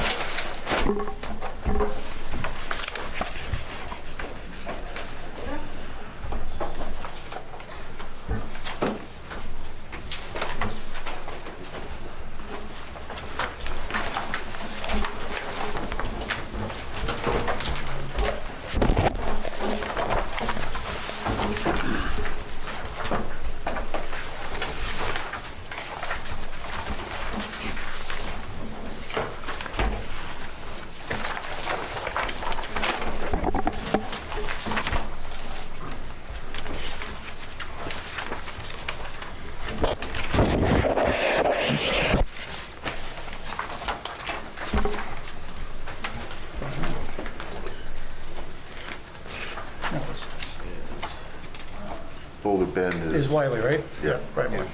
Yep. Just as a quick, I know we've seen this a couple times. Have we accepted this as a? Yes, complete application yet? you've accepted this. It is at that preliminary final stage Okay. here for this one. I think last time we had a bunch of items that we requested. If you want, I can just give you a little lead in if that helps. Or you want to go right to Dustin? Yeah, let's go right to Dustin. Take it away. Thanks, buddy. All right, so Dustin Roma with DM Roma Consulting Engineers, representing R.N. Williams Sons, Inc. for Boulder Bend Subdivision. As you indicated, you know, we've been in front of the board here a couple of times about this project with some various arrangements of lots and open space. So what we've got here is 9 clustered lots with one contiguous open space parcel in the rear around what is kind of a large wetland area in the middle of the site. So we have a proposed roadway coming in off of Patricia Avenue, about 850 feet in length with a hammerhead at the end. Each of these lots has been designed to the cluster standards. We have, I believe, had a site walk on this, or a couple of them. And the major items that we had kind of discussed last time as being missing that we needed to come back to the board with and complete were the septic system, basically test pit designs for each of the lots. We've actually taken it a step further and done full, final HHE 200s for each one of these lots, and those are all staked out in the field as well, so they're all basically completed. The other thing that we did was there was some concerns about just the amount of earthwork that was needed on some of the lots on the uphill side and creating the building envelopes for those lots. So we did create grading plans as part of the plan and profile drawings, which showed the extent of grading that would happen on those lots to get them down to a reasonable elevation for those for building development. We also added in some of the access driveways for the stormwater basins on the rear of the lots, just to show how those would be accessed for maintenance.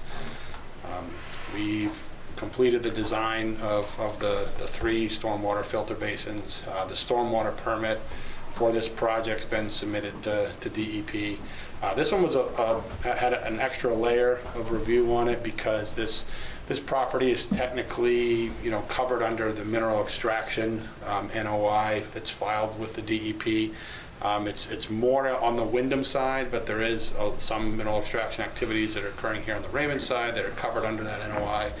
So we did walk the property with the program manager from DEP. So he could look at where the subdivision was going and make sure that he was satisfied that the way that the stormwater permits being issued and the way that the town subdivision approval would be granted would satisfy him as far as basically a final reclamation of that portion of the pit. So he was satisfied with that, and he basically just, he's reviewing the plans in coordination with the project manager from DEP on the Land Bureau side, and they're both, we're not going to have any specific finding that comes out of the mineral extraction side, but there's just more for the board's information so that you know that we're coordinating both the DEP stormwater permit side and the mineral extraction side under the one stormwater permit that they're reviewing. They're also reviewing land disturbance activities within 75 feet of that big, large wetland area that sometimes has standing water in it. The DEP does consider that a wetland of special significance, and it does have 75-foot buffer setbacks or 75-foot regulated areas around it. So we have, as part of our stormwater permit application, we filed for a permit by rule to encroach within that 75 feet. It can go down to 25. So we have maintained that 25-foot buffer, but they are reviewing that together with our stormwater permit. We're also proposing to fill a small little pocket of isolated forested wetlands. We did walk the site with the DEP just to look at that specific area because there was just some concern that it may be physically connected to the larger wetlands, but they did make the finding on the site walk that it was clearly just an isolated forested wetland area and that it was eligible for permitting as a wetland fill. So all those DEP permits are in process, they've been filed, and again, we've had the site walks and everything, so things seem to be progressing very well on the permitting side for stormwater.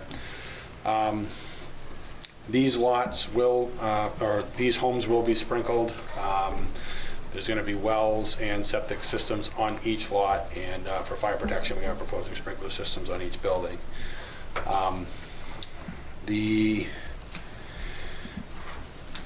Few of the questions that just came up in the memo that I'll just touch on. The stormwater calculations that we had submitted to DEP were not included in the packets that we submitted to you. We had submitted some stormwater calculation early on in a previous submission, but the ones that we submitted to DEP are certainly more substantially complete. There is a copy on file with the town, but we certainly think it's important to have Jim review those, which he said he got a copy of those today.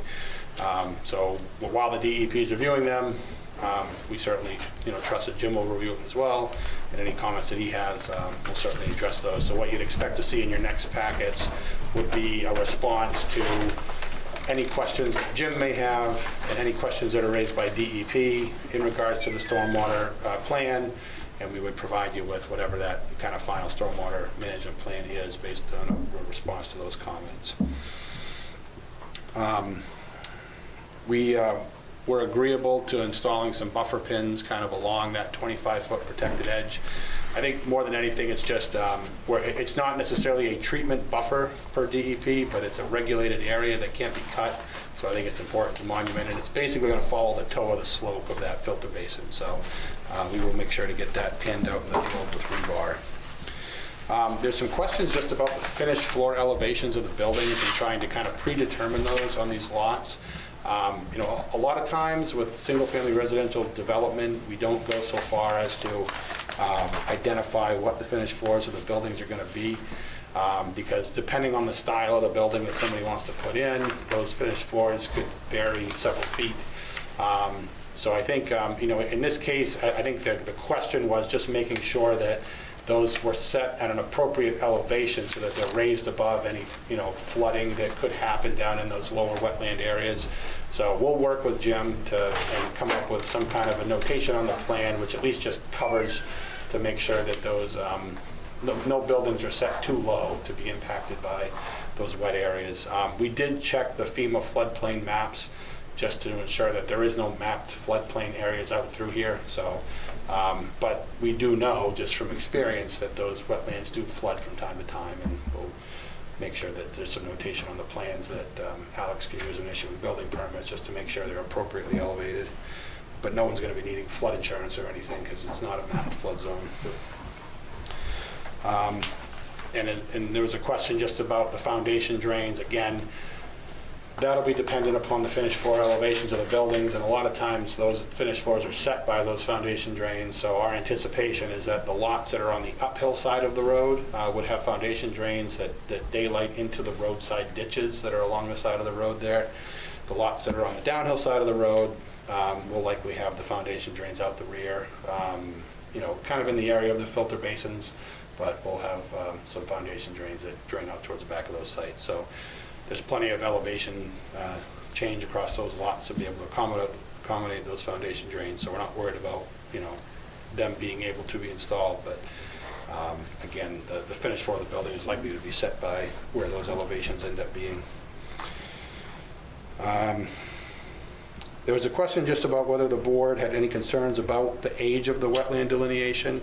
It's right at that 5-year mark where, you know, generally if you have, you know, wetland delineations that go beyond 5 years, there's usually just a question about, you know, has something changed?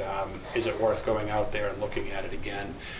In this particular case, where really, you know, everything is the wetlands that are on the site are a result of over excavation that's happened over, you know, before, you know, a long time ago down into the water table, and you basically have these low isolated areas that don't drain that collect the water, and that's where the wetlands are. So I don't feel that really anything has changed that would, you know, alter where those wetland delineations are. I mean, you might have a couple of feet here or there that you'd get if you had, you know, just two independent people mapping the same wetlands. You might, you know, alter a little bit, but where it's right at that 5-year mark and they're not, you know, 10, 15 years old, I think it's appropriate to not. I mean, it's a pretty big area. It'd be, you know, be kind of fairly labor intensive to remap all these wetlands when we are staying, you know, away from them, and it's pretty clear to see where the edge is, where those wet areas are. So I guess we'd just like to have the board, you know, you can deliberate it and just, you know, let us know if you're comfortable with the delineation that was done in 2016. The other question was about whether a nitrate study would benefit, you know, the board's decision for this project. You know, in this case, you know, what we normally look at with nitrate analyses is if you have, you know, some immediately adjacent properties that potentially could be impacted by a septic system that gets placed too close, and what those plumes would look like. In this case, where we have, you know, kind of a clear gradient where you've got a substantial elevation change uphill to the east, and everything just really just drains down into these wetland areas. You know, a nitrate analysis, if we were to conduct one, would just basically show plumes draining down into that internal wetland area. And then once the plumes hit the wetland area, they basically become, dissolved to the drinking water limit at that point, just, through mixing with the groundwater in those areas. So nitrate plumes in those studies don't extend beyond the limits of the wetland boundaries. So since all those wetland areas are contained inside of our properties, they're all in the open space, that would be the direction of the groundwater flow. And we're showing wells and septic systems 100 feet apart on the lots, and the well exclusion zones that Jim had mentioned a couple of times in his memo, we actually added those into the plans that we submitted to DEP, but they weren't included in the plans that we had submitted to you back on the deadline for this submission. So we've already added those because that was something that came up with the DEP as well, that they wanted to see those on there. So we feel we've taken a lot, all the appropriate measures to protect groundwater and to ensure that, we're not going to be, the septic systems that will be put in place will not cause, pollutant concerns with wells and things like that. So we'd ask the board, whether it's a waiver or a finding that it's not needed, from the requirement to, commission a nitrate study for these leach fields. So we'd ask the board to consider that tonight. I did speak with Wayne about the just his review on this. I think he really just had one comment about making sure that we have the turnaround area designated as a fire lane with appropriate signage. We had a note on the grading utility plan, or the plan and profile drawing, about adding the note on there, but I think it makes sense to add it right to the subdivision plan with some notes on the plan which clearly identify that turning area as a fire lane so that it's enforceable and not to be used for parking. There was a question about potentially putting in a culvert at the driveway entrance adjacent to Patricia Ave. We did look at this area. There's no culverts around on either side of this. We're not opposed to putting a culvert in. We'll add a culvert and basically ditch it out on both sides. The issue here is that it doesn't drain anywhere. There's no roadside ditches along the sides of the roadway. We're not opposed to doing our part, putting a culvert in, excavating it out on both sides, as long as we're with the understanding that it's there in the event that ditches get applied at some point in the future. So we're not going to impede the water, and we're certainly not going to be running it over the top of our road. But I don't know that the water is going to drain anywhere from this one culvert, because there aren't any more in either direction heading towards the low spot.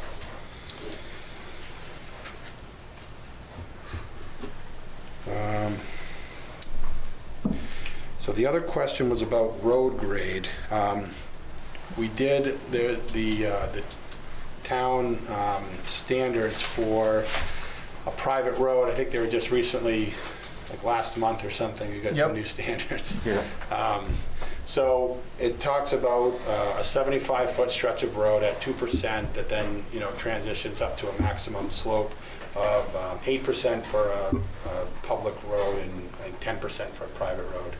And this one, it's a private road. It might be public in the future. We don't know. So it could be that 8 to 10% range. What we've done is rather than going, because of the grades right there at the road, rather than tunneling in at 2%, what it would require is us going up to approaching that 10% elevation to get back up to the high point. So what we did is we've got a flatter 7% grade that transitions down into that 4% grade coming into the road. We thought that would just follow the grades that are out there a little bit better, make for a less abrupt transition going up that hill, rather than creating that short, 2% section, which is really flat. I mean, it's beneficial in a lot of cases, but in here where we have this kind of short little transition spot and then it comes right into that corner, we felt that the 4% going into the 7% was better than having a 2% going up into a 10% to get back up into the grade, and it just makes for a better road. So if that's a waiver request, then would ask the board to consider it from that road standard to allow it to stay at the 4% going into the 7. Yeah, so I believe that's it. The rest, like I said, we have our DEP permits that are still pending. The other big item is the access right-of-way easement over the adjacent property. So they have not provided us with the signed agreement yet. They've indicated to us that they're going to sign it and grant the easement. We've been cooperating with them. There's been some just discussion about having both of the people here, and so they've indicated to us they're ready to sign the easement. I think maybe they're waiting just for the project to make sure it's all buttoned up and good to go before they just start giving away easements. But we understand that that's something that the board is going to need to have finalized before you can make any final decisions on this. So we'll get that squared up. So with that, I'll turn it back over to the board. Happy to answer questions. Thanks, Justin. I just, procedural question for you, Jim.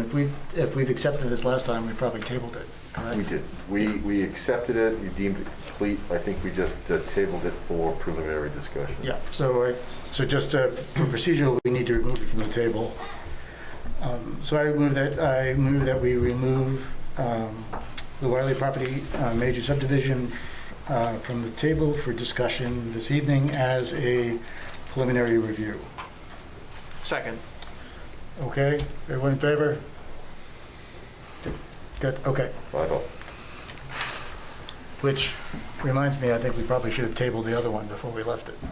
If we made it a sketch, But it's sketch plan. It's sketch plan. You approved it as sketch plan, and you haven't done anything else. So Okay. you made your mark on it. All right, go ahead, Jim.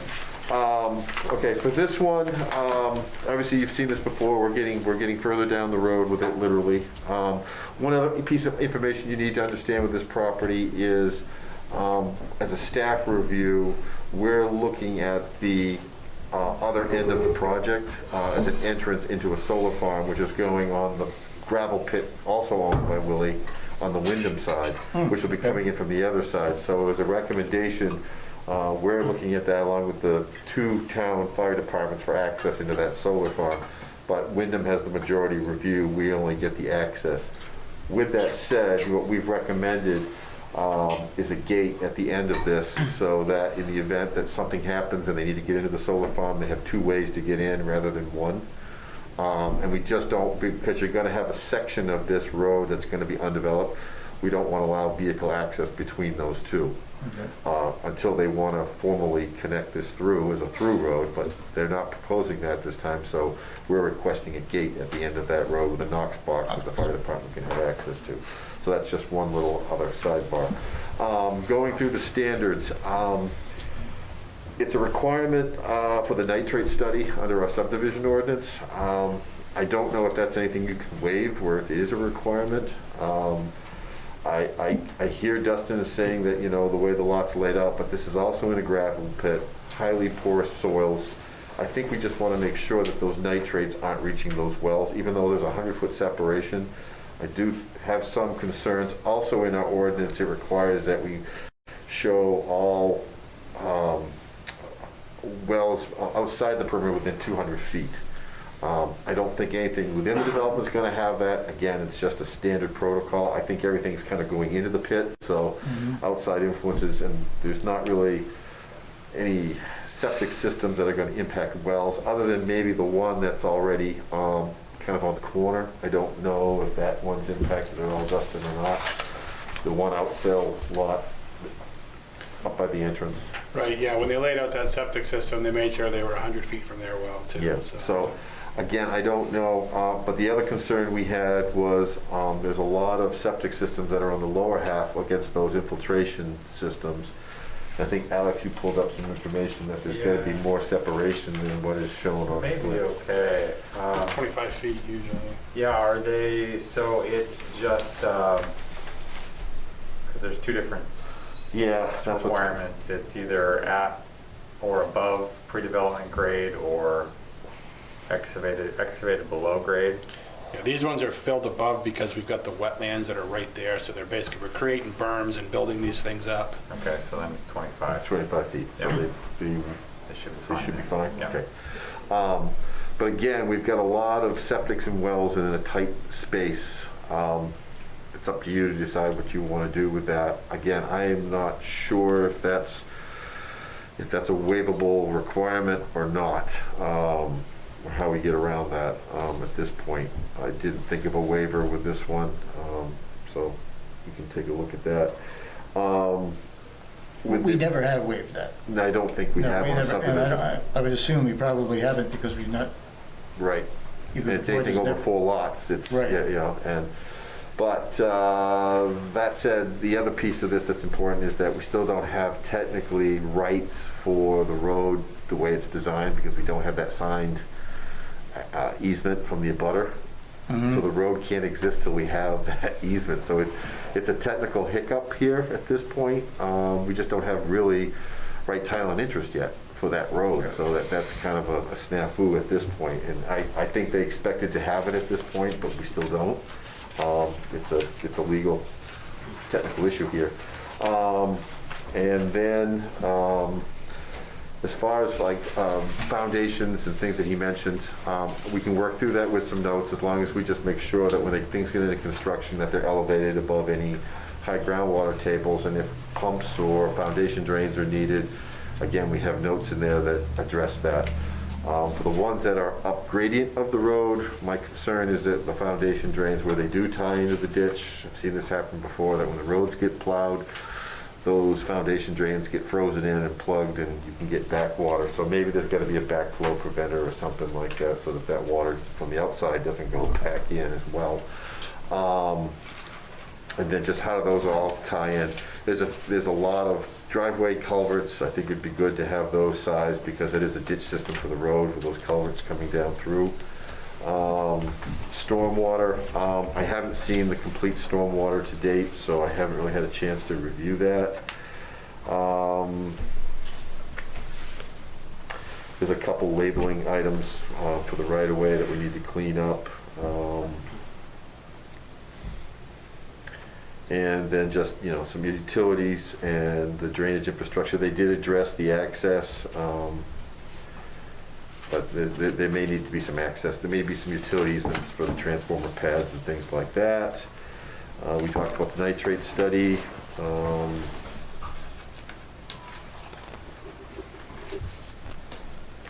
think it's just a matter of cleaning up a lot of this with notes. The pavement thickness too is another one, Dustin, that was changed. Yep, I saw in the that, so ordinance. So you just have to make sure you've bump got that up. I don't know if those are even posted yet online, I are can check on that. they? Yeah, if not, call the town, we'll get you a copy of what was approved. Yep, I think That it's was just a like change that just 3.5 happened, inches so. now so yeah. Yeah, we updated things to make them more consistent to the state standards. But I think for the most part, a lot of the little things can be taken care of with notes and cleanup, but we do have some big hiccups with the stormwater, the nitrate plume, and the easement. Okay. Is there anyone, I'll open the public hearing, is there anybody that wants to talk to this project? Okay, close public hearing. That's a good one, that was an easy one. For me, taking your question, Dustin, to the board, wetland delineation, are you guys all comfortable with it being delineated? Yeah, I by think, 16? I just brought it up because, as he pointed out, we're at that threshold. Yeah. I agree with him. I don't think it's an issue on this one because it is kind of created by legendary old, excavation methods that wouldn't be allowed today that have created that wetland because they got into the water table. So I don't think it's moved substantially enough to worry at this point. Okay, Kevin, you okay? All right, there's that answer. The nitrate study, I think that's gonna have to be a go. Dustin, I don't think we've ever not required that. All right, we'll get it done. Okay. Your other question on road grade? On the road grade and that culvert at the intersection, I think we need to have a meeting with the Public Works Director to determine what we want, because we have an existing condition there now that's not favorable. This is not going to make it any better. So I think, Dustin, we probably should have a meeting with Nate and maybe even meet up on site to figure out what's the best solution for this. Because we've got water we're going to trap with the road design on one side, and then we've got an outfall from a treatment system that's going into this roadside area as well. we don't want that water going over this corner in the wintertime, creating an icing condition on the corner. So I think we just gotta talk to Nate about if there's plans for the town to do anything in there, or if this development can do anything to help alleviate that issue. It's just a weird corner, the way everything's happening in there grade-wise. So I think it's beneficial if we have a meeting with Public Works. And is that also concerning the road grade, the 4 to 7%? And the road grade would play into that. I think that whole entrance Okay. design needs to be kind of washed with Public Works. Okay. Because obviously that road design impacts the public safety coming into the road and what's best. And if they can live with, Public Works says it's fine, then I think we can convince the board that's probably the best solution. But how does that all play into the road design itself, and the drainage is important. Okay. Okay, So I Dustin? guess I just asked, is that the intent? And I'm fine with that. To me, that sounds like a good solution. If the board's fine to basically defer that decision to what the Public Works Director and the engineer and what we come up with, and you'll just review it when we come back. But that. I'll let you know in a second. Good. What do you guys That's think? good. I'm good with that. Okay. I'm good. Good? Kevin? Yep. Yeah, I'm good with that. Okay, Very good. we're good with that.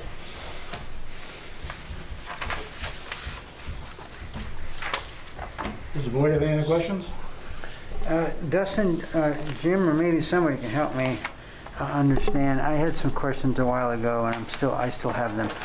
This is still considered an open space subdivision, right? Correct. Yep. So under open space subdivision, our ordinance 13, looking at page 128 in our land use ordinance, it sounds like there's a requirement that all the lots can be no less than 1/2 acre. Is that not applicable for some reason? I believe it's either 1/2 acre or 20. It could be 20,000 square feet. Yeah, I think what it is 20,000 square feet. And help me out, where does it say that? I think it says that in the village zone. But I mean, does that negate the open space? Well, I guess that's the question, is the village zone allows for 20,000 square foot, so it would be, to me, it's not necessarily an open space subdivision, it's more of just a typical village zone subdivision. I think the minimum lot size is still 40, but I Is it think what it 40? is you can reduce it by 50%, which puts it down to 20. So it's not a true acre, 1/2 acre. It's 40,000, 20,000. Yeah, I guess I'm still having trouble how that negates this specific language in Where page are you reading that on, 128, of the land use? yeah, of the land use ordinance, Article 13, open space subdivision. I mean, we have a couple lots, .47, which is kind of too bad if we have to mess with it, but Mike, gonna make us open up these books? If that is the case, we can swing the back lines a little bit to get to 0.5, but I thought it was 20,000.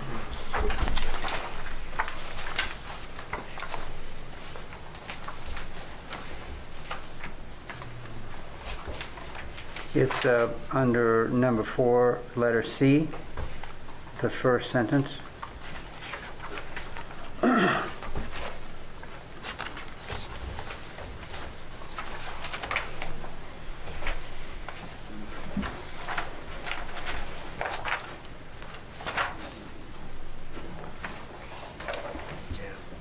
must have an old one. Yeah, me too, I don't know. I don't have,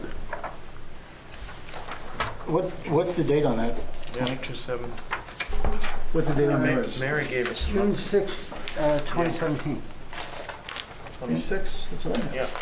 Yeah, the pages may have shifted, but it's Article 13, 4C. 13-4C? Sure you didn't make this up? I didn't do it. I didn't make it up. Must be in here somewhere though. But that's talking, Article 13. Do you have it, Jim? yeah, And then in that same paragraph, it talks about a couple sentences down.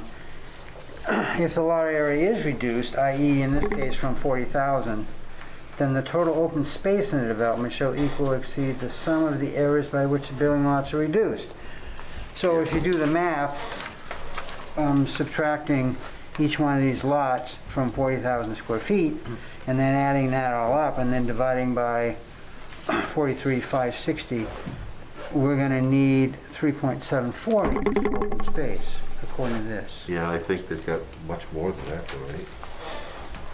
Open space. Well, I mean, we've got 2.8 that we've set aside as dedicated area, but we've got, you know, a bunch of other area that we've Right. set aside as open space, so. Like, they've got the area to dedicate for more open space, but I guess the question is, which, again, kind of a conflicting, you know, is it half acre, or is it, because some people refer to a building acre as 40,000, you know, and 20,000, so I guess that's a clarity we'll have to get from. Yeah, and the other thing that kind of complicates this project too Yeah, is I mean, it it started says off 1/2 as acre, doesn't refer anything to, this is an amended subdivision, and we've got basically a conventional subdivision that was done. We had one lot that was cut off prior to subdivision, then we had 3 lots that kind of pulled the first one in, and those were all conventional. And now we have clustered lots with open space, and like everything is basically coming out of the same aggregate original parcel, and net density for the overall project is basically calculated back to the original parcel. Right. So that's why net residential density is one of the more complicated ones I've done, just because it's got basically 3 layers, and then we're also setting aside some land for future development, which could have a varying level of residential density depending on what's proposed to it. So I can review this in detail with Jim and Alex and make sure it's cleaned up when we come back, if anything needs to be adjusted. But I do remember you bringing this up previously, and I yeah, apologize and I for not. certainly didn't consider, I haven't been doing this long enough to be comfortable with the density issues. Yep. I just looked at this Yeah, and as you sort of got a one separate. lot, you got 2 lots there, and, you know, if they had to, obviously, you could tweak them if we get an opinion back that that's the case. You know, Yeah, it's but only they- it's only 3/100 of an acre, and they have Right. land below that they could bring into those lots. Yeah, I think that's minimum problem, but then I'm a little more worried about the open space issue. Well, and they have more room, they have a lot of area available for open space, that's just what they dedicated. Yeah, we got another 15 or so They acres got that's set 15 aside plus for acres future that they that we could bring. can, Oh, we okay, can, we can okay. add more Good, acreage good. in. All right. So it's a matter of the minimal lot size is what you're looking, we really need to, and they have the space, it's just a matter of, Okay, good. we have to tweak the lot line, You okay? Good, yep. but thank you. Good catch. Kevin, you have any questions? I'm gonna look. Ed? Nope, so, Oh, good. We're good? Dusty, you have any other questions for us? Nope, I got what we're working on, so. So what are we doing with this one for the future? When do you want to come back? When will you be able to come back? Yep, with this one, what I'd like to do is probably get a little further along in the DEP process. So this one potentially might need to hop. Okay. I may not be ready for the next month's meeting on this one.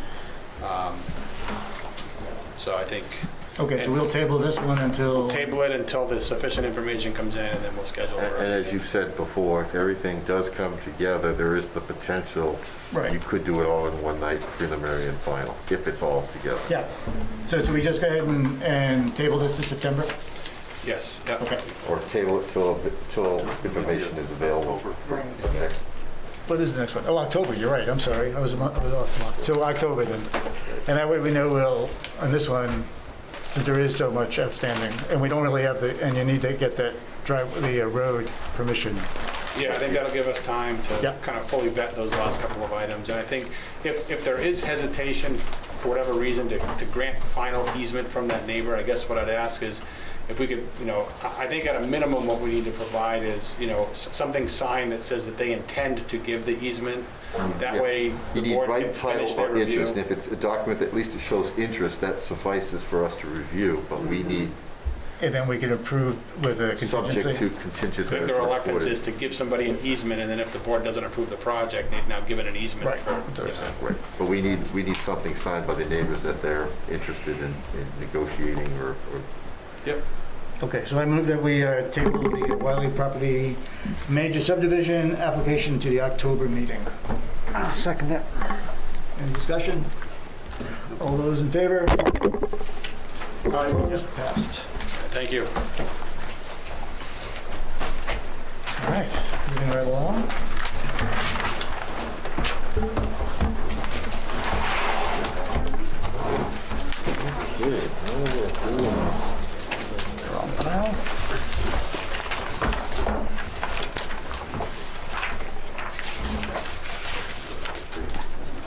get all your stuff in that one?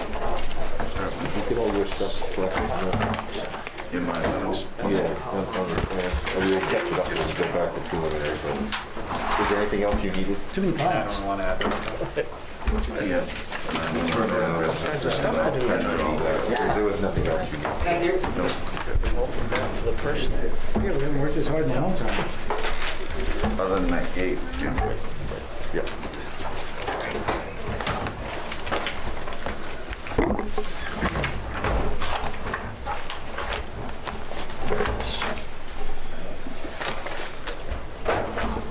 Okay, so board ready for that one?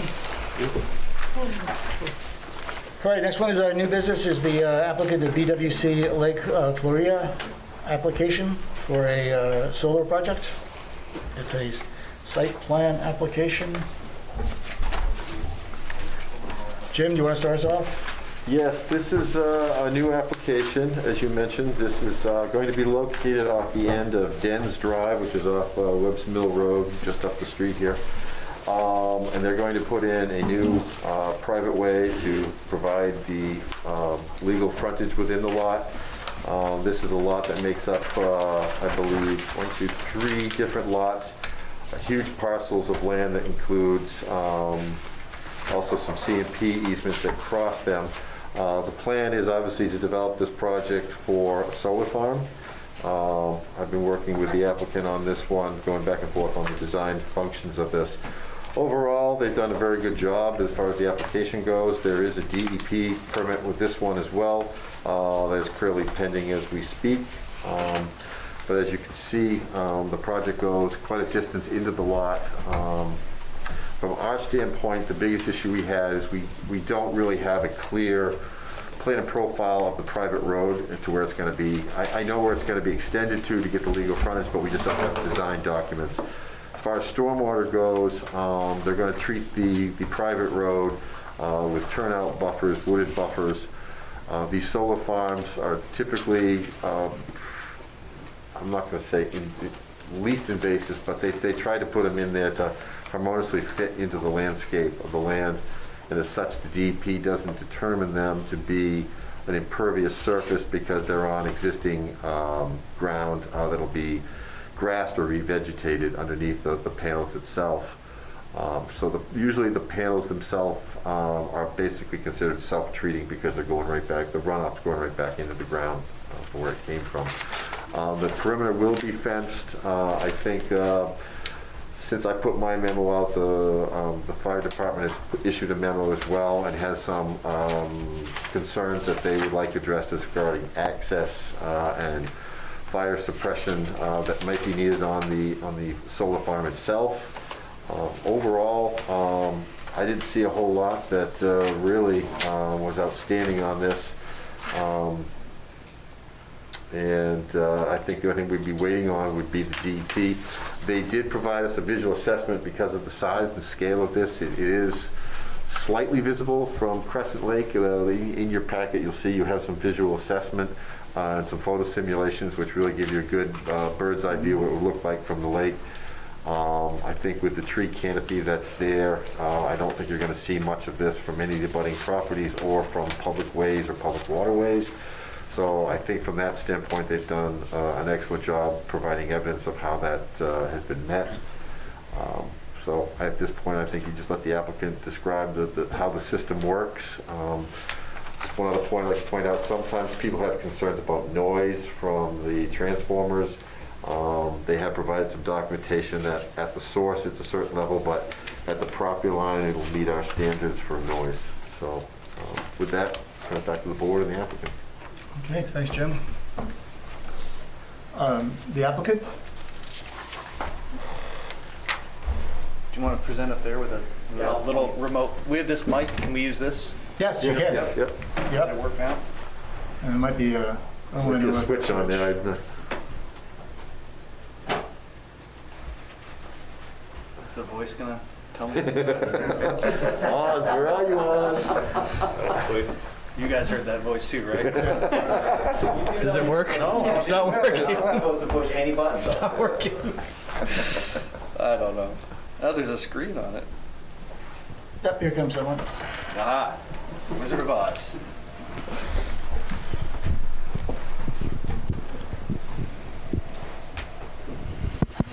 Should be on. Okay, you good now? Okay, great. Thank you.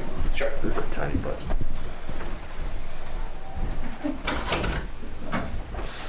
Time. Are you guys able to spin that easel just a hair? Sure. Yeah, sure. Well, the board has a plan. You Yeah, can so you spin it a can little turn it, more. you can turn Just it. tell us what plan you're on. Yeah, there you go.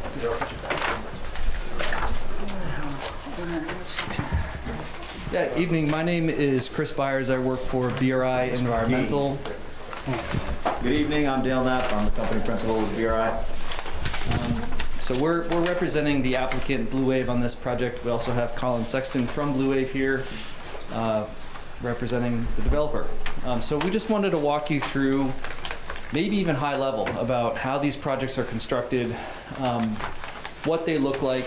I know this is the first large-scale project that you've reviewed as a planning board. I'm sure there have been a lot of tire kickers out there and folks that have talked to Jim, and but when we talked with Jim and Alex months ago, we were able to present this plan, but I figured it'd be good to probably review it with you guys as well, just to show you, how these projects are built. And maybe we'll start with some of the pictures.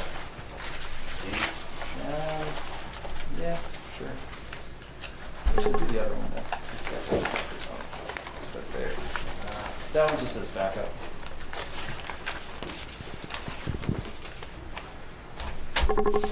Yeah, so as Jim was indicating, the DEP sees these projects as very low impact. During construction, the way that they're built is we work with the existing topography. So obviously there's some tree clearing that needs to happen here, but we're not blading this thing like a pancake to go to Walmart. So all of the topography that exists out there will work with it. When the projects are installed, you can see here in the top left picture. So, I'm sorry, thank you. Yeah. Because Mike's not going to be able to see this.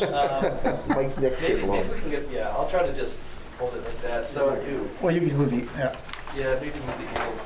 yeah, look at that. Oh, that's good. There's technology. Wow. He's got- Oh, man. Whoa. Can you walk them back and forth? Is it, So it's interesting, these projects, this is actually an image of a crew based in Maine. They work for Revision. They were pounding posts on a project that I was working on, so I snapped that picture of them because it's a great representative image of how the foundations are installed. They are not filled with concrete and sonotubes. They're driven into the ground. Obviously, there's a geotechnical analysis that would occur to be able to figure out the embedment depth and the type of post that we need to be putting in there.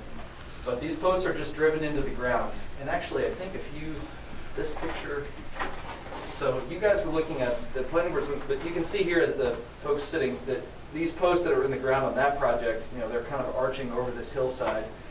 And then the racking structures are just assembled on top of those posts. It's very basic steel racking. In this particular case, this project is proposing a single axis tracker. So if you, can I steal one of these real quick? So if this is a solar panel, the panel will be facing east in the morning, and then by the end of the day, it'll be facing west. And it just moves on that single axis. That's why we call it a single axis tracker. So it optimizes the sun, and it follows the pattern of the sun depending on what day of the year it is, because that will be the amount of rotation that it needs to make. There's no noise that emits from these that would be audible, as Jim indicated, from the property line. In fact, the movement is ever so slight. Every 15 minutes it'll have a slight shift to it. It would be imperceptible. It's not like it's constantly moving. Overall, the installation of the entire racking and solar panel system is pretty simple. When we connect the wires between the solar panels, they are run underground as much as possible. So there's like row-to-row trenching that would happen, and that's buried in Schedule 40 conduit per NEC code. Great. And then what happens is all of those lines get kind of collected down into a central location where we have an equipment pad. And this is sort of the first part of the project that would be considered impervious in terms of what we've discussed to date. As Jim indicated, the DEP does not regard solar panels as impervious surfaces.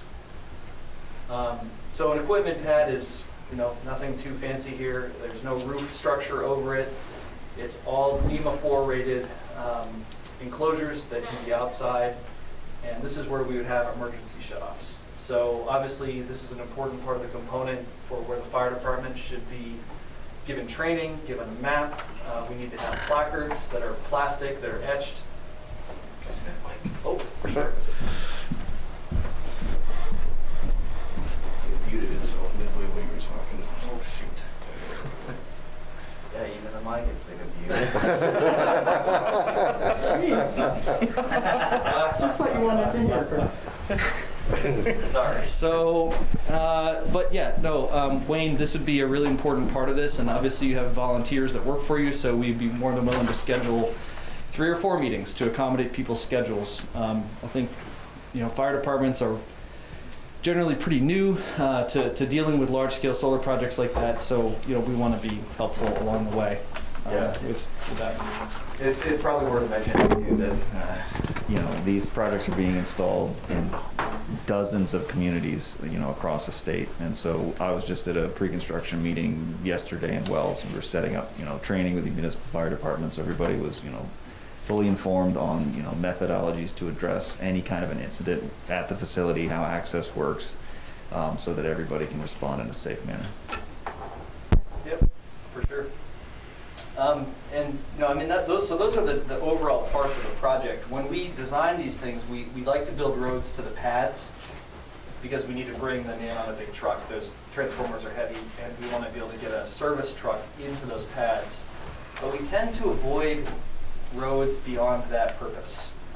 The idea here is that we're going to, once the project is complete, to fully vegetate the project area with a conservation seed mix, something that would be perennial or grow up every year. It would grow up 18 inches, fall over, and we haven't submitted our DEP site law permit yet, but per the DEP guidelines, we can't mow this more than twice per year. So we want a grass that's going to be able to not grow like rye, like 6 feet tall. We want something that's going to be able to be holding that ground cover, attenuating the stormwater, but also going to be low maintenance. I guess lastly, we have a project fence around this, which is also a requirement for the National Electric Code. We're required to have a minimum of a 7-foot tall fence. And what we have opted for is actually more of an agricultural style fence.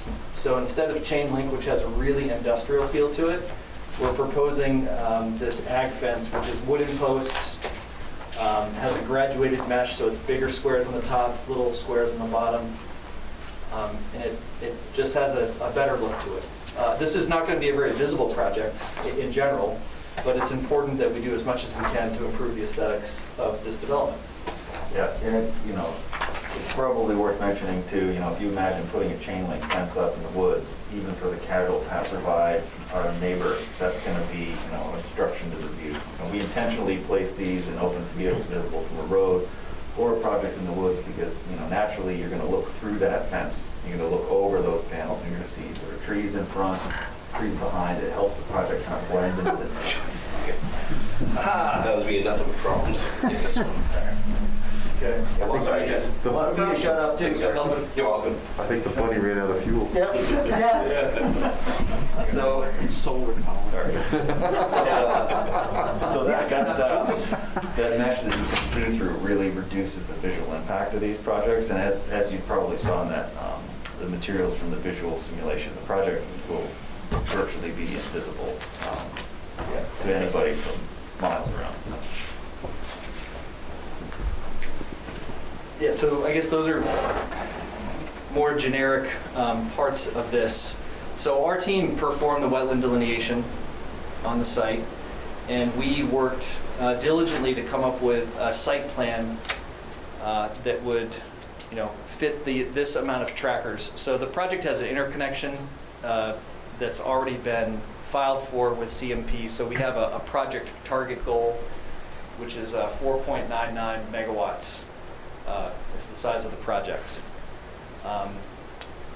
We're trying to use as much existing infrastructure as we indicated. It's going to be coming off of Dens Drive, and we're working with Jim on the nuances of the private road I think we've done our best to try to conform to the private road standards, and I think some of those standards have, I saw you were asking for those, Wayne, in your memo.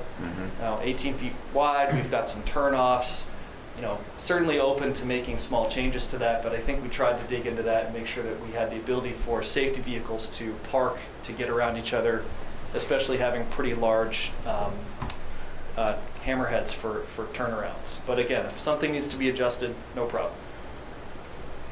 Yep, you can see on the plan here some of the wetlands that we mapped. We've got a stream channel here, and as currently proposed, we're triggering no impacts under the Natural Resource Protection Act, as well as respecting that 75-foot adjacency buffer from the stream in its entirety. So no trigger for a PBR there as well. But obviously, under the DEP site law standard, they'll do a detailed review on things like visual, natural resource impacts, etc. We have reached out to Maine Fish, Maine Historic Preservation Commission, Maine Natural Areas Program, so all of that consultation is complete. I guess just to zero in on the site plan, which is probably, I think, number 3 tab in your binders. We've provided some insets of what the private road would be, which is going to be called Farron Woods Drive, and providing some, easement sizing there. So, but Jim, I'm curious, if you have specific feedback on how to improve the presentation of that, we're open to it. I do. That was a little bit of a unique one, like, how do we fit it in there, but we'll make it work. And this is also a gravel road, I guess, probably goes without saying.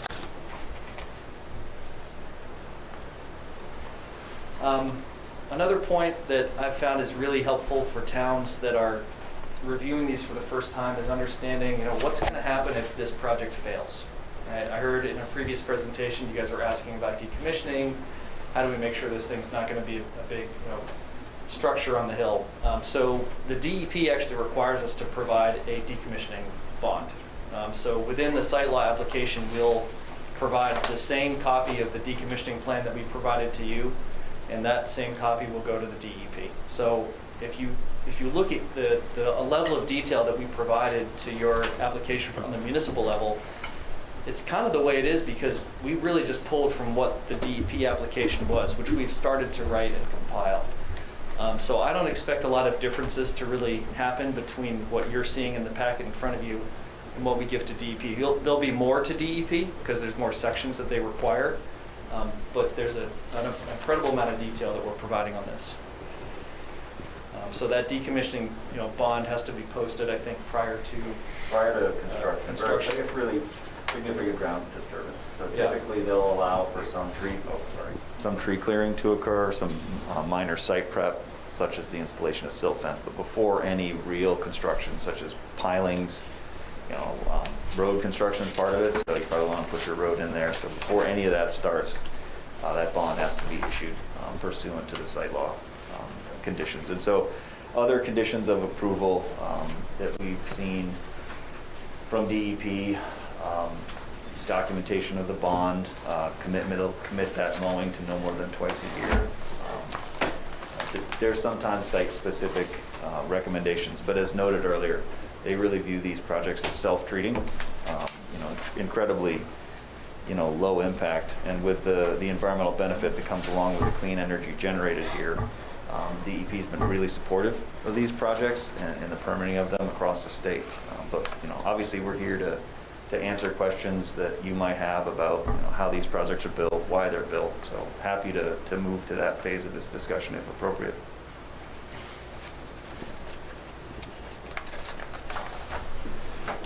Do you have questions at this point? Do you want to take any comments from the public? This isn't a public hearing. It's not a public hearing, but there may be some residents that may just want to, it's up to you. Waiver requests, that there are some that are going to be necessary? Yeah, I think some of them are not applicable, but I do think the one that may be applicable is the overhead electric. Mm-hmm. Again, I don't have a preference. I don't think the overhead electric running from Yeah, is it from Webb's Mill Road to, or from the end of Den's Drive? Right here at the utility easement Yep. through to Webb Mills. Yeah, there will be a series of poles that CMP will own. They'll have their own easement for those Right. that are going to be for the interconnection, and they require those poles to be on private property. So they can't be within the CMP right of way. And I'm not talking about this transmission line, I'm talking about Webb's Mills Road. So the current plan proposes overhead, and then once we get into CMP land up here, this corridor, Yep. we go underground into the project because we don't want to have overhead lines under overhead lines with CMP. That'll be an expectation of the utility. And then from there, the entirety of the infrastructure is buried. Yeah. So, I mean, if you're gonna, that's three-phase, right, for the overhead that It you're is. putting in there? So if you were gonna do three-phase underground, that's a pretty intrusive application to trench that in three-phase. The vaults are enormous, it would be pretty disruptive, so. Concrete I don't encasement. know, I'd have to look, I don't know if under our site plan either that we can require, I know in subdivisions and residential uses, we go underground. Right. But I don't know if necessarily under commercial uses or substation uses, we have that requirement, but they've asked for the waiver, and so I think the board can have that discussion. I personally would support that, but it's up to the board to discuss that. Okay. I kind of agree with you, Jim. What about the board? You all right with the overhead? Yep. Supporting the waiver? Kevin? Yeah, I support that waiver. Okay, so we need that in writing for They before did. we could go forward. Yeah, It that was is from in our right, it's in their application. It's in? I didn't even see it. Okay. Yeah, they put it in, I believe, in your cover letter, I believe you requested that. I think it's right in the front of there. And is that the only waiver? I thought I read. There was like 4, but I think a few of them are, you know, maybe even deemed not applicable. When you're able to find those. Yeah, I was looking for that, but I thought. I think it was in the narrative section. Waiver request at the end, page 9 of tab A. Oh, there's. The single trees, you know, I don't think we've, on a 100-acre parcel, I don't think we've ever required us to identify all the trees over 3 feet in diameter. Installation of utility lines, and then the last one, requirement to show waterment. If there's none there, then they don't need to show. That's what I think is not applicable. Okay. As far as the trees go, as I said, on a parcel this large, I don't think we've ever required anybody to identify trees over 3 feet. I know they're unique specimens, but you know, there's so much preservation of still. There's like over 100 acres in conglomerate of this land, right? There is a 300-year-old tree out there, but we have been asked by the landowner to make sure that doesn't get cut down. It is actually a pretty cool tree. What kind of tree is that? Oak? It's a big oak tree. Yeah. Wow. So if you could, I think it'd be interesting if you could just identify that so we know that's. It's on the plan. It's right there Oh, in the it's right there in the plan. plan. Yeah, we actually have like tons of flagging wrapped around it to say like, don't cut. So, I mean, we're not gonna be Oh, yeah. chaining ourselves to it anytime soon, but Okay. I think we designed the tree clearing limit to avoid it. Okay, great. So, it'd be cool to keep that thing around. Yeah. Are there snowmobile trails that go through? There is, yeah. So there's a snowmobile trail that goes right through the transmission corridor. So we have reached out to the snowmobile club and let them know that we are totally fine with them continuing use. And what we're actually going to do is, the trail is actually marked on the site plan. It's that dashed line that comes down through.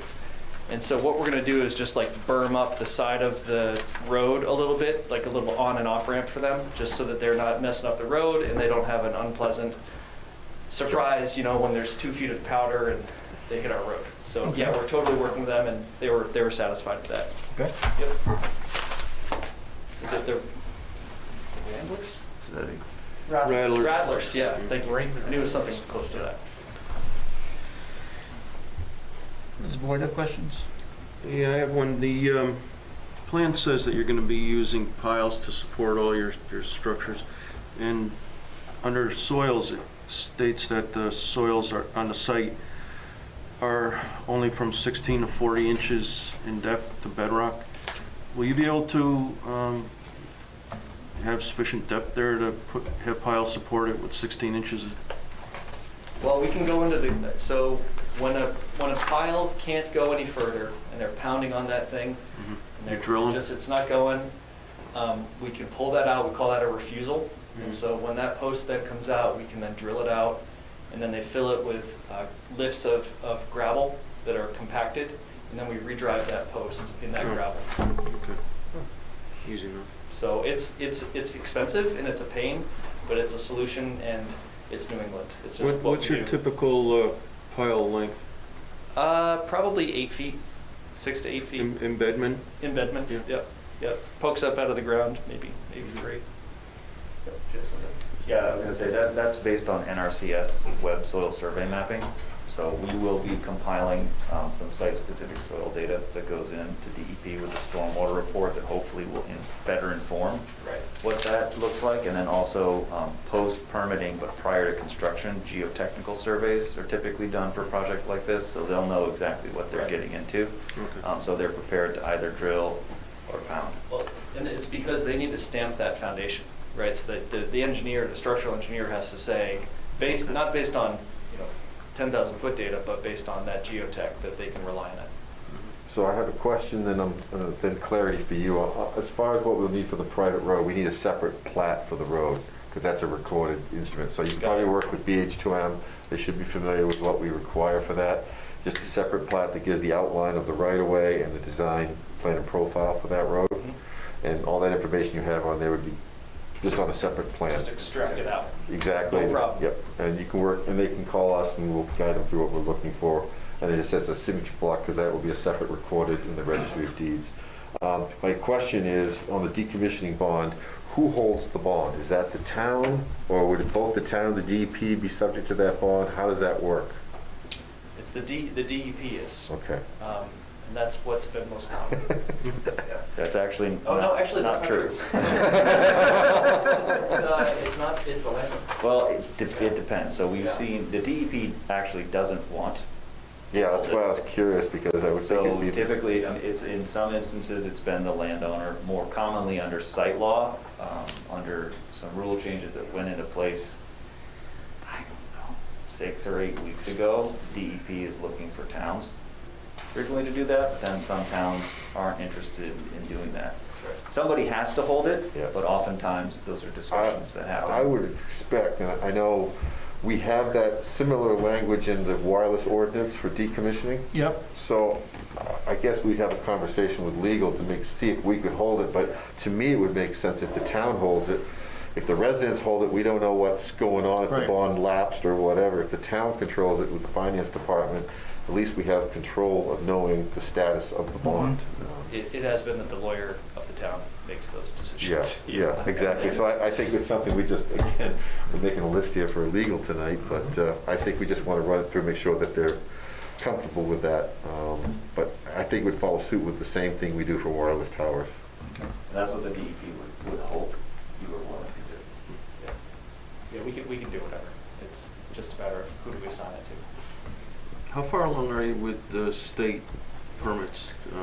When do you anticipate having them? I think that would determine how we're gonna deal with this application now. We've just begun the compilation of the application at this point, doing our due diligence. We've consulted with DEP. I think we have a project manager assigned to us at this point. Yeah, I know a little bit about this one too. The DEP office in Bangor has been kind of the center of the solar world as far as reviewing those. Under their statute, under the site location, they have 6 months to process that. I think they've been working with you folks to move those a little bit faster, because there's such a log jam of those in the Bangor office. But you can bet it's going to be 4 to 6 months probably before you see anything come out of the DEP. Yeah, it depends on how complex the filing is. So again, we're doing laying a lot of kind of a foundation with them, doing a pre-app meeting already. So once they see the application, it should be a fairly streamlined process. So we've seen them respond in a couple of months to projects that, again, don't have visibility, don't have significant natural resource impacts. We don't have significant wildlife habitat, vernal pools. There's not a lot of complexity with this site, so it's good, good site selection at play. So we're hoping that they're able to turn it around fairly quickly. What we have seen is the most common feedback from the DEP that would alter the site plan is not so much the layout, but more so the buffers. So stormwater is what receives the most amount of scrutiny in this process. Everything else that we've provided, and I don't know how many of these we've done in the last couple of years. I've sold these too many. I don't want to talk about it. Yeah, I think we've permitted maybe 100 projects in Maine. So that's what we've seen the DEP really focus on. So it doesn't change the layout, it doesn't change the tree clearing limit, it just changes maybe the buffers need to get a little bigger. Maybe they want to see a different type of BMP placed in there. These are minor changes. So yeah, and we, like Dale said, we do our homework up front with the DEP so that we don't have any surprises. But it does take them a long time because they're so jammed and they've got that 180-day statute to review. So those buffers you have, a lot of them I saw were also kind of underneath the solar panels because you're using the grass meadow. Totally fine, yep. And that matches up with the restriction of only being able to cut it twice a year, so I assume that's why you utilize that. That's so right. I think that's consistent. Most of the times we ask to delineate the buffers, but in this case, it's kind of the whole practice is under the same regime, so I don't think it's as important. There will be a requirement of the SLOTA permit when they issue it for permanent marking of the stormwater buffers under the panels, but they've shifted. That used to be kind of a deed restriction that was required, 60 days post-permit issuance. They've shifted their expectations, so now those restrictions and permanent markings in the field happen prior to operation. They let the project get built, then you go out and do the right. What are you actually driving something into the ground? Like, you got a lot of wires there and everything, or are you just doing something else for markation? No, they'll put pins in. Okay. Especially for things like forested buffers. Yeah, forested I get it, but when you're in the meadow and you're in the solar, you got wires and things in there. Take a piece of rebar with your mower down. But yeah, they take that very seriously. But again, to your point, Ed, that they're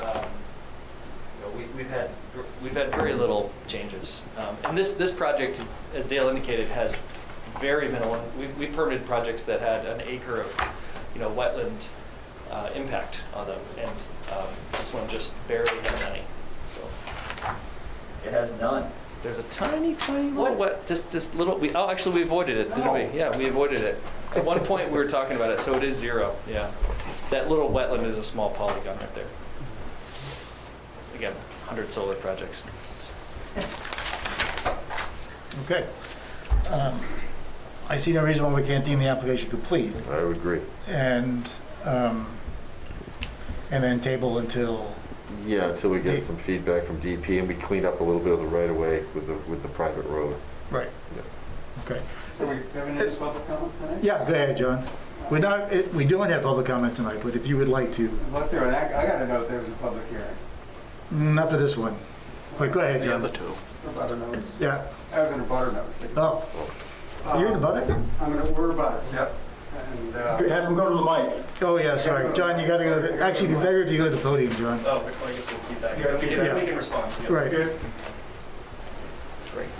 Before you get started, can I just disclose to the board, I'm on the abutters list, but I'm not an abutter. It's One Dens Drive, my deceased sister's property.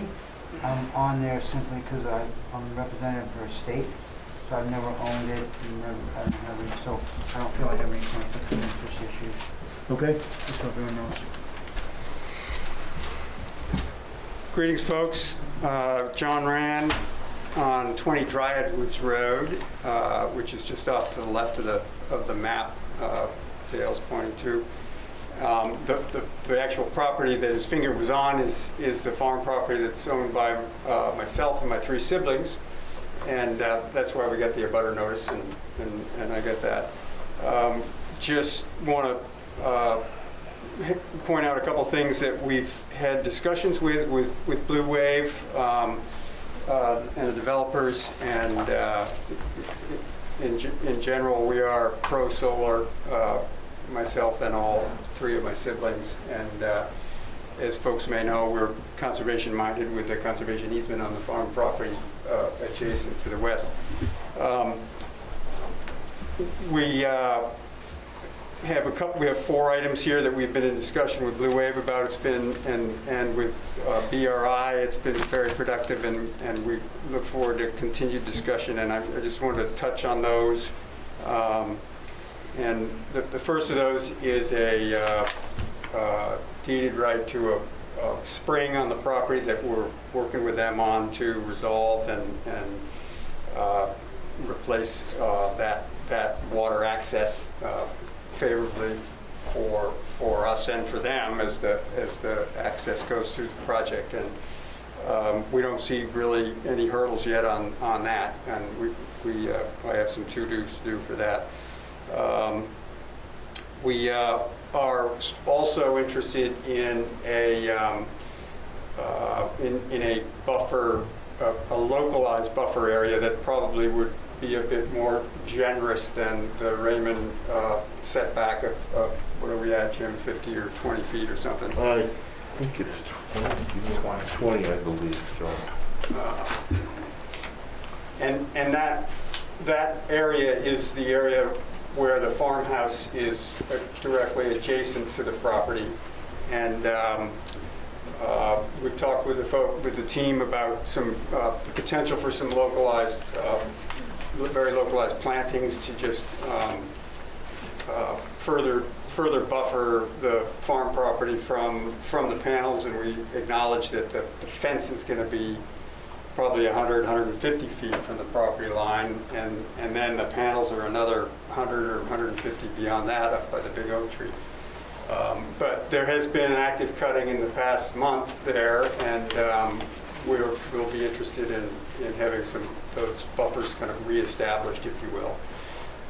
I don't see a hurdle there, and in our discussions we haven't encountered a hurdle with anything there. We won't be asking for anything unreasonable. That's item 2. Item 3 was just an awareness of the construction schedule when it comes to be, and recognizing that that's out 6 to 18 months from where we are. We have been having some events at the farm, and we just want to have that coordinated so that it was not happening on a heavy construction day. And again, we don't see those as hurdle items with discussions with the developers. And finally, on the O&M schedule, we have had discussions about what that looks like twice per year mowing, and then any other mechanical or electrical maintenance that might be required for repaired panels or whatever. On that item, the one item I wanted to comment on, and thanks for demonstrating the east-west tracker access. And I just want to get a sense of what that noise is when it resets to the east, and does it do that in the morning, or does it do that at the end of the day? I got the sense that it was starting to the east, and it tracks to the west, and then motors back to the east, presumably. And when does that happen? It'll depend on the racking manufacturer. I don't know that we've identified that right now, but it's a good question. And we've heard some information that's an audible thing, especially if the whole array is doing that at one time. Imagine it would be, and we'd certainly be interested in. Sure, we can look at some of the options that are out there. Great. And then look at decibel levels and all that stuff. So that sounds good. That's a tech, like a spec sheet kind of thing that we can dial in for you. Yep, that sounds good. So I think those are the main things that we were concerned of from the Rand family's perspective, and I trust that we'll be participating in the future meetings, and look forward to being part of that as solar moves ahead in Maine, and particularly in Raymond, Maine.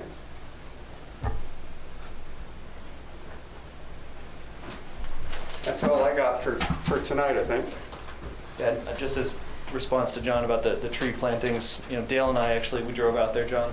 Okay. We brought our truck in as far as we felt comfortable, and just took a walk, and could see where your house was. And okay, good. Understand, what you were talking about, and we said, yeah, it looks like some tree plantings can go in here, maybe some spruce, things that are going to be growing quickly and out wide, and we'll work with you on that. It doesn't have to be take it or leave it kind of thing. Want to make sure that you're happy. Yeah. So we personally took a trip out there last week to look at that. That's great. I'm glad you're able to do that. Appreciate it. Sure. Thanks, folks. You're welcome, John. Yes.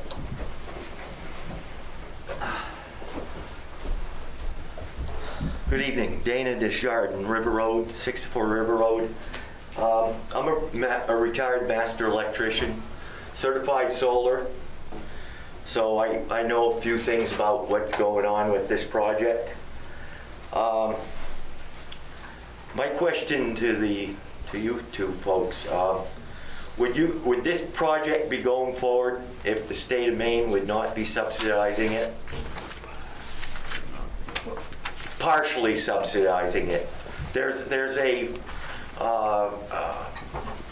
the 2018 law that was passed by the legislature gives solar farms clean energy or whatever an advantage. They get tax breaks. Is that what I understand? Is that right? Well, almost. So okay, can you explain that for me, please? Yeah. This project is happening because of policy that was enacted in 2019. Yes. And essentially, the state of Maine increased the project size that we could do for these kind of projects, and they created a market mechanism for this to happen. It's something that the PUC needs to set, and every state has different solar policy. So everybody's like, why isn't there more solar in New Mexico? Why wouldn't they do it there? Well, it's because it's state policy driven, right? So, but I think that maybe one thing to clarify is that it's more just that these projects are not necessarily receiving incentives or subsidies from the state, but that the state created a market mechanism for the power to be brought to market. So we never had a community solar program in Maine prior to that. Well, we did, but you can only have up to 9 subscribers. It was a very weird, arbitrary rule. It made no sense. Like, what's the deal? Why only 9? So that's why you would see like Revision doing like a 50 kW project that, maybe it was like 100 solar panels. And they would have to, everybody would have to have this complicated legal structure to have partial ownership of it. It was very complicated. So that policy that came in, I believe it's LD 1711, when it was enacted, it said, hey, you can have a lot more now. You can do it up to 5 megawatts. That's why this is a 4.99 megawatt project. So not so much that they're receiving money from the state, just that there's a market mechanism. What you might be thinking about the tax break is that that's federal. That's federal. The federal tax credit is 26%. Okay. So that's a federal incentive, and is important. It's what makes these projects possible. Okay. So. Thank you. Now, I flew over that area Sunday afternoon. I had a friend of mine fly me over that area. Now, you say there's hardly any impact on the environment. You got about 70 acres that was totally wiped out. Important deer habitat. So there's a habitat there, okay? Nothing was, and the cutting is ongoing. Are there permits out for the cutting? I mean, it's the Forest Service. We don't have amount of acreage that we require, do we, in town, Bob? Like the state has a 250 acre minimum, maximum for clear cuts. Do we have a clear cut ordinance in this town? No. Because this is not the only one. There's one on the other side of Panther Pond that's going on too. And I'm just trying to figure out. I'm a big proponent of forest stewardship and agriculture. And as much as I'm for alternative energy, the sight of these solar panels and windmills in old potato fields and on mountaintops, to me, is disgusting. I know this is not going to be seen from the road, but what about the neighbor? He's got a road going through there, right through next to his property. And there are going to be power lines. Why don't they put them underground? I think underground would work better, would be safer. Also, is this going to be rezoned commercial? Is the property itself going to be reserved commercial? Yeah, well, no, we're in the rural residential zone. Correct. Is this going to be allowed in that zone? Yes, it is acceptable in that zone. Okay, all right. That was one of my questions. Because to me, that's commercial. That's a commercial entity. It's allowed as a public utility. It's allowed as a public utility. Okay. So this is the first one that Raymond is seeing here. So you guys are learning along the ways along with the residents of this town. We're kind of blind by this because all of a sudden you got 70 acres that's wiped out. The tree harvester that did that lot, I don't know who the forester was, but it's a disaster. It's a disaster. And the guy that owns the land is my friend. You know, I mean, I hadn't talked to the owner, but I heard about it from other people, so I decided to go I did the bird's eye view. Mm-hmm. And it's incredible what you see from the air that you don't see from the ground. So that's my comment, and it's just one of these things I'd like to see them go away because as far as I'm concerned, they're a big fire hazard. We had a big fire up there in that way yesterday. Lightning strikes. The grounding system's probably going to be in a pretty elaborate one because there's a lot of ledge up in that area. But, you know, it can be done safely. But there's always Mother Nature that messes with stuff. We don't have any water source at this end of town. That man right there damn near lost his family house, the farm. And because of water, we had 6-alarm fire yesterday. Was that your house? You're going there? Yeah, the farmhouse, we lost a portion of the farmhouse, but not the brick part. Yeah. So, you know, it's just things to think of. Fire protection in this area is non-existent. We lost a big warehouse down the road, Lloyd Martin Sr. employed quite a few people. It was a family business. We lost that because they couldn't get water. So, you know, we have a problem there. Maybe we can make a deal with these developers that do that to pay for the extension of the water line up to the top of the end of their road. The schools could use it. The town hall could use it because you can't drink the water at town hall. You can't drink the water at the fire station. And the two schools, their water sucks. So it's just, you know, we could use the water in this end of town. So if there's a way that we can get some grant within the town and along with these folks to help us get water up this end of town for fire protection, I'm jiggy with it. I'm good. Let's get it done. But, you know, without fire protection, that hill goes on up in flames, and it's a big problem. All right? Thank you very much for your time, gentlemen. You're welcome.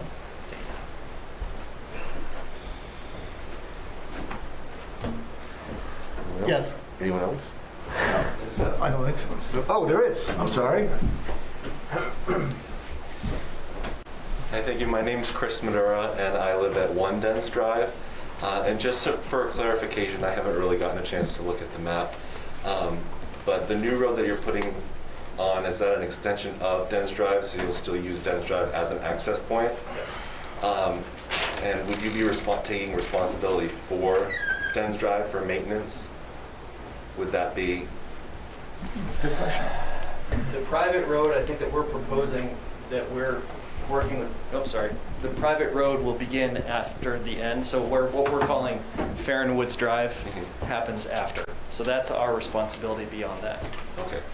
But one of the things that I did want to point out is that we would request that we at least acknowledge the engineering aspects of Dens Drive matches what you'd be putting in for your private road. Okay. As far as materials and width, because it has to meet the minimum private road standards to the point where you're coming off as well. Yep. Sure. Yeah, because I know right now Dens Drive is a very narrow driveway, and with the logging that they're doing right now, it's doing quite a bit of damage to the end of the road, so I didn't know how that would be. So with these projects, you know, they're going to be responsible for essentially restoration post-construction. And then during operation, you're gonna see a pickup truck. But if I understand correctly, what's going on right now is a forestry practice separate from this application. So Blue Wave has an option to lease this land, but they haven't exercised that option yet, I don't believe. And so right now, the landowner still maintains control over this. And when we were out there, there is a timber harvest notification posted. So it is a permitted, fully permitted harvest that's happening. The landowner's conducting separate from this project, right? Yep. Thank you. Yeah. You have an extra copy? I can just give you. You want to take a site plan? Absolutely, thank you. Okay. Kevin, you have any questions? Blake? Nothing now. I guess a quick question, we've talked about fire, are these things flammable? Or It's is it- basically metal and glass. And Yeah. so, you know, thinking about maybe some advantages that hill is it's going to improve access to the woods. So you could actually get equipment back in there. And in terms of, you know, presenting sort of risk, these are very actively monitored, and there are a lot of redundancies in these panels. So if there's a fault, the system will shut down. And also, they'll get an alarm, so someone will be notified if there's an issue. I know you built a bunch of these in Vermont. Anything to add? Yeah, there's tons of redundancy built in these projects. So we don't expect technicians to need to mobilize to these sites. They can sometimes reset faults remotely, but oftentimes these faults are triggered because of an arc fault. So if anybody has an arc fault breaker in their breaker panel, you know that it's a little fussy. And so there's been a lot of evolution in the National Electric Code as it pertains specifically to these solar projects that are not just generically applied. NEC code is really gearing into this, and NFPA is also a part of that discussion. I think a lot of the risk that people see about these solar projects is just because they're new. And so we're happy to do that training with engineers on site to show them where the shutoffs are, to show them how they can get around the site. We're going to put a Knox box at the front gate so that the fire department has access. Well, really, any first responder has access, quite frankly. And there's a sort of, you can almost see it on the schematic, you know, the cleared area outside of the fence. Obviously, the fence would be accessible to get in the case of the emergency, but also you could access kind of around the perimeter. And really, it's if there is some type of a grass fire, it's a containment issue. You're not going to be sort of fighting a fire inside of the facilities. The panels are not flammable, neither are the posts. So typically, that's what may occur is grass fire from, say, a lightning strike. But if you can get a truck in there, it's containment, not sort of active 4-alarm firefighting on the facility itself. Make sense? Yep. And you know, one of the things we talked about is making sure that there would be clear access on the outside of the fence, maybe like 30 feet, making sure that it's stumped, smoothed out. It would be grass, but just that it's not like all-terrain driving, that it would be navigable by a truck. We're trying to limit the amount of impervious surface that we put on these projects. I know there was a comment from Wayne to propose a road that would go around the perimeter.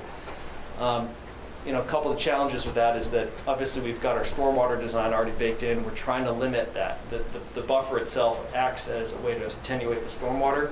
So if we add a lot more impervious surface, it will impact our stormwater design and could potentially result in more impact where we have to put in detention basins and other controls that would otherwise alter the land. But again, we want to provide access, recognize that, but getting the trucks to the central location of the array helps to get to the main sort of juicy equipment, which is the transformer and the switch gear. Everything else are just the solar panels. The other side of this, we're trying to stay out of certain watersheds too. So we're keeping our impervious area out of the watershed to Crescent Lake to the north. So we had we didn't put it on the plans, but we had a stop point where we didn't want to go any past that. Okay. Wayne? Yeah, I'll just comment on some of the fire protection notes. I won't comment on all of them because I'm sure we'll be sitting down to work out a lot of these details. The reason for the access road, either continuing on northerly and then around the perimeter, is to reduce the length of hose line lays if we have a problem up there, either wildland or something going on with the system. I mean, just some quick calculations. I'm looking at, especially to the west, 600, 700 foot hose lays from a fire truck. So that's our concern with the access. And like I said, we'll sit down and discuss access. The other thing was the fire yesterday was a classic example. That fire off of Webb's Mills Road, we need some kind of a water supply up there in case we have a wildland incident or a fire that we got to deal with on the site. So those are the two big items in the notes, just to kind of have that out front for the board to understand where we're coming from.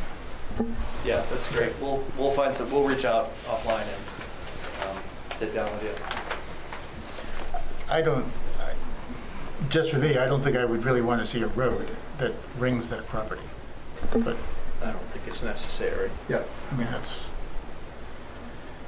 I think you just. In my experience, I've dealt with this in a couple other communities, and what they did is they did do the primary access to the middle to where you had the transformer and the equipment, but then there was a secondary means that you could get at least a pickup truck, you know, for maintenance purposes or to fight a grass fire with different equipment. But you know, they got to work with the fire department to figure out all those details. But to their point, in the other communities, they didn't do a ring road, but they did do a road, you know, that was wide enough they could get some equipment in there.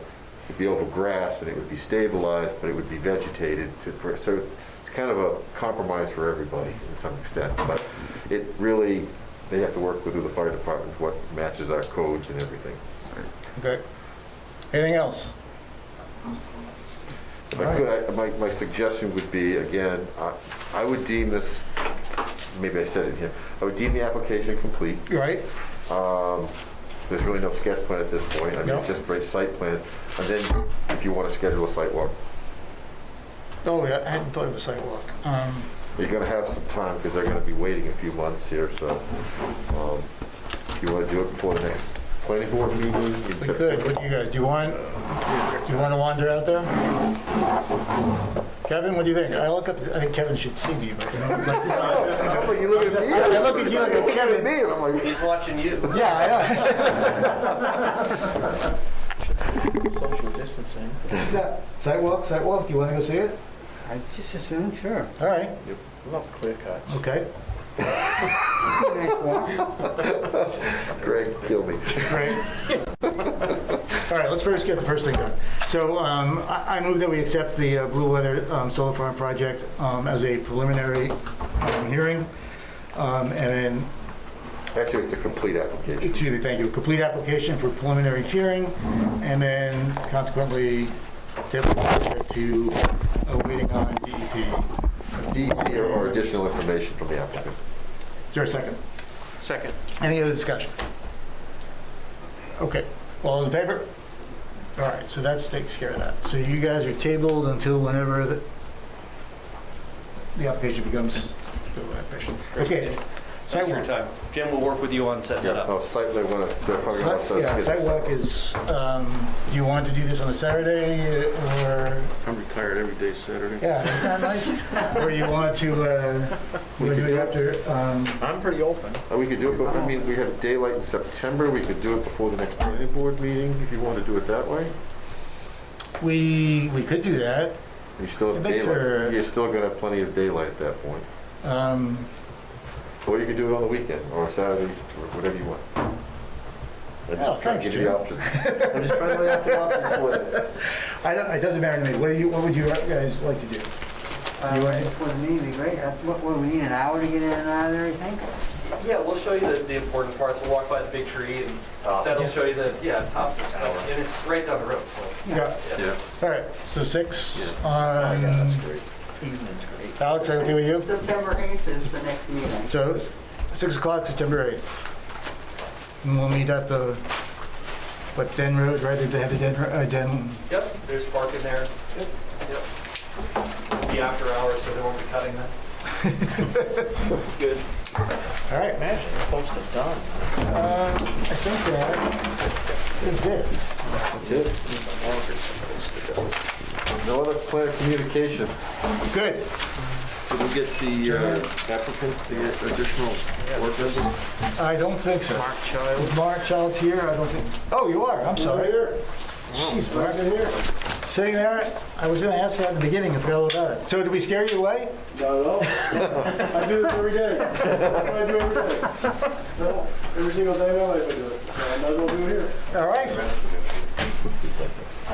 Interrogation time, right? Yeah. So we have a, usually go through 30 or 40 quick questions. You know, you have to answer real quick. Yeah, sure. Lightning round. Thanks, folks. Thank you. Thank you. Yep. So you do this every day. You know what we do, John? Excuse me, Mark. The only thing we ask usually is, you know, is your schedule flexible enough to do the sidewalks, and are you available? Absolutely. Yes, Saturdays are good.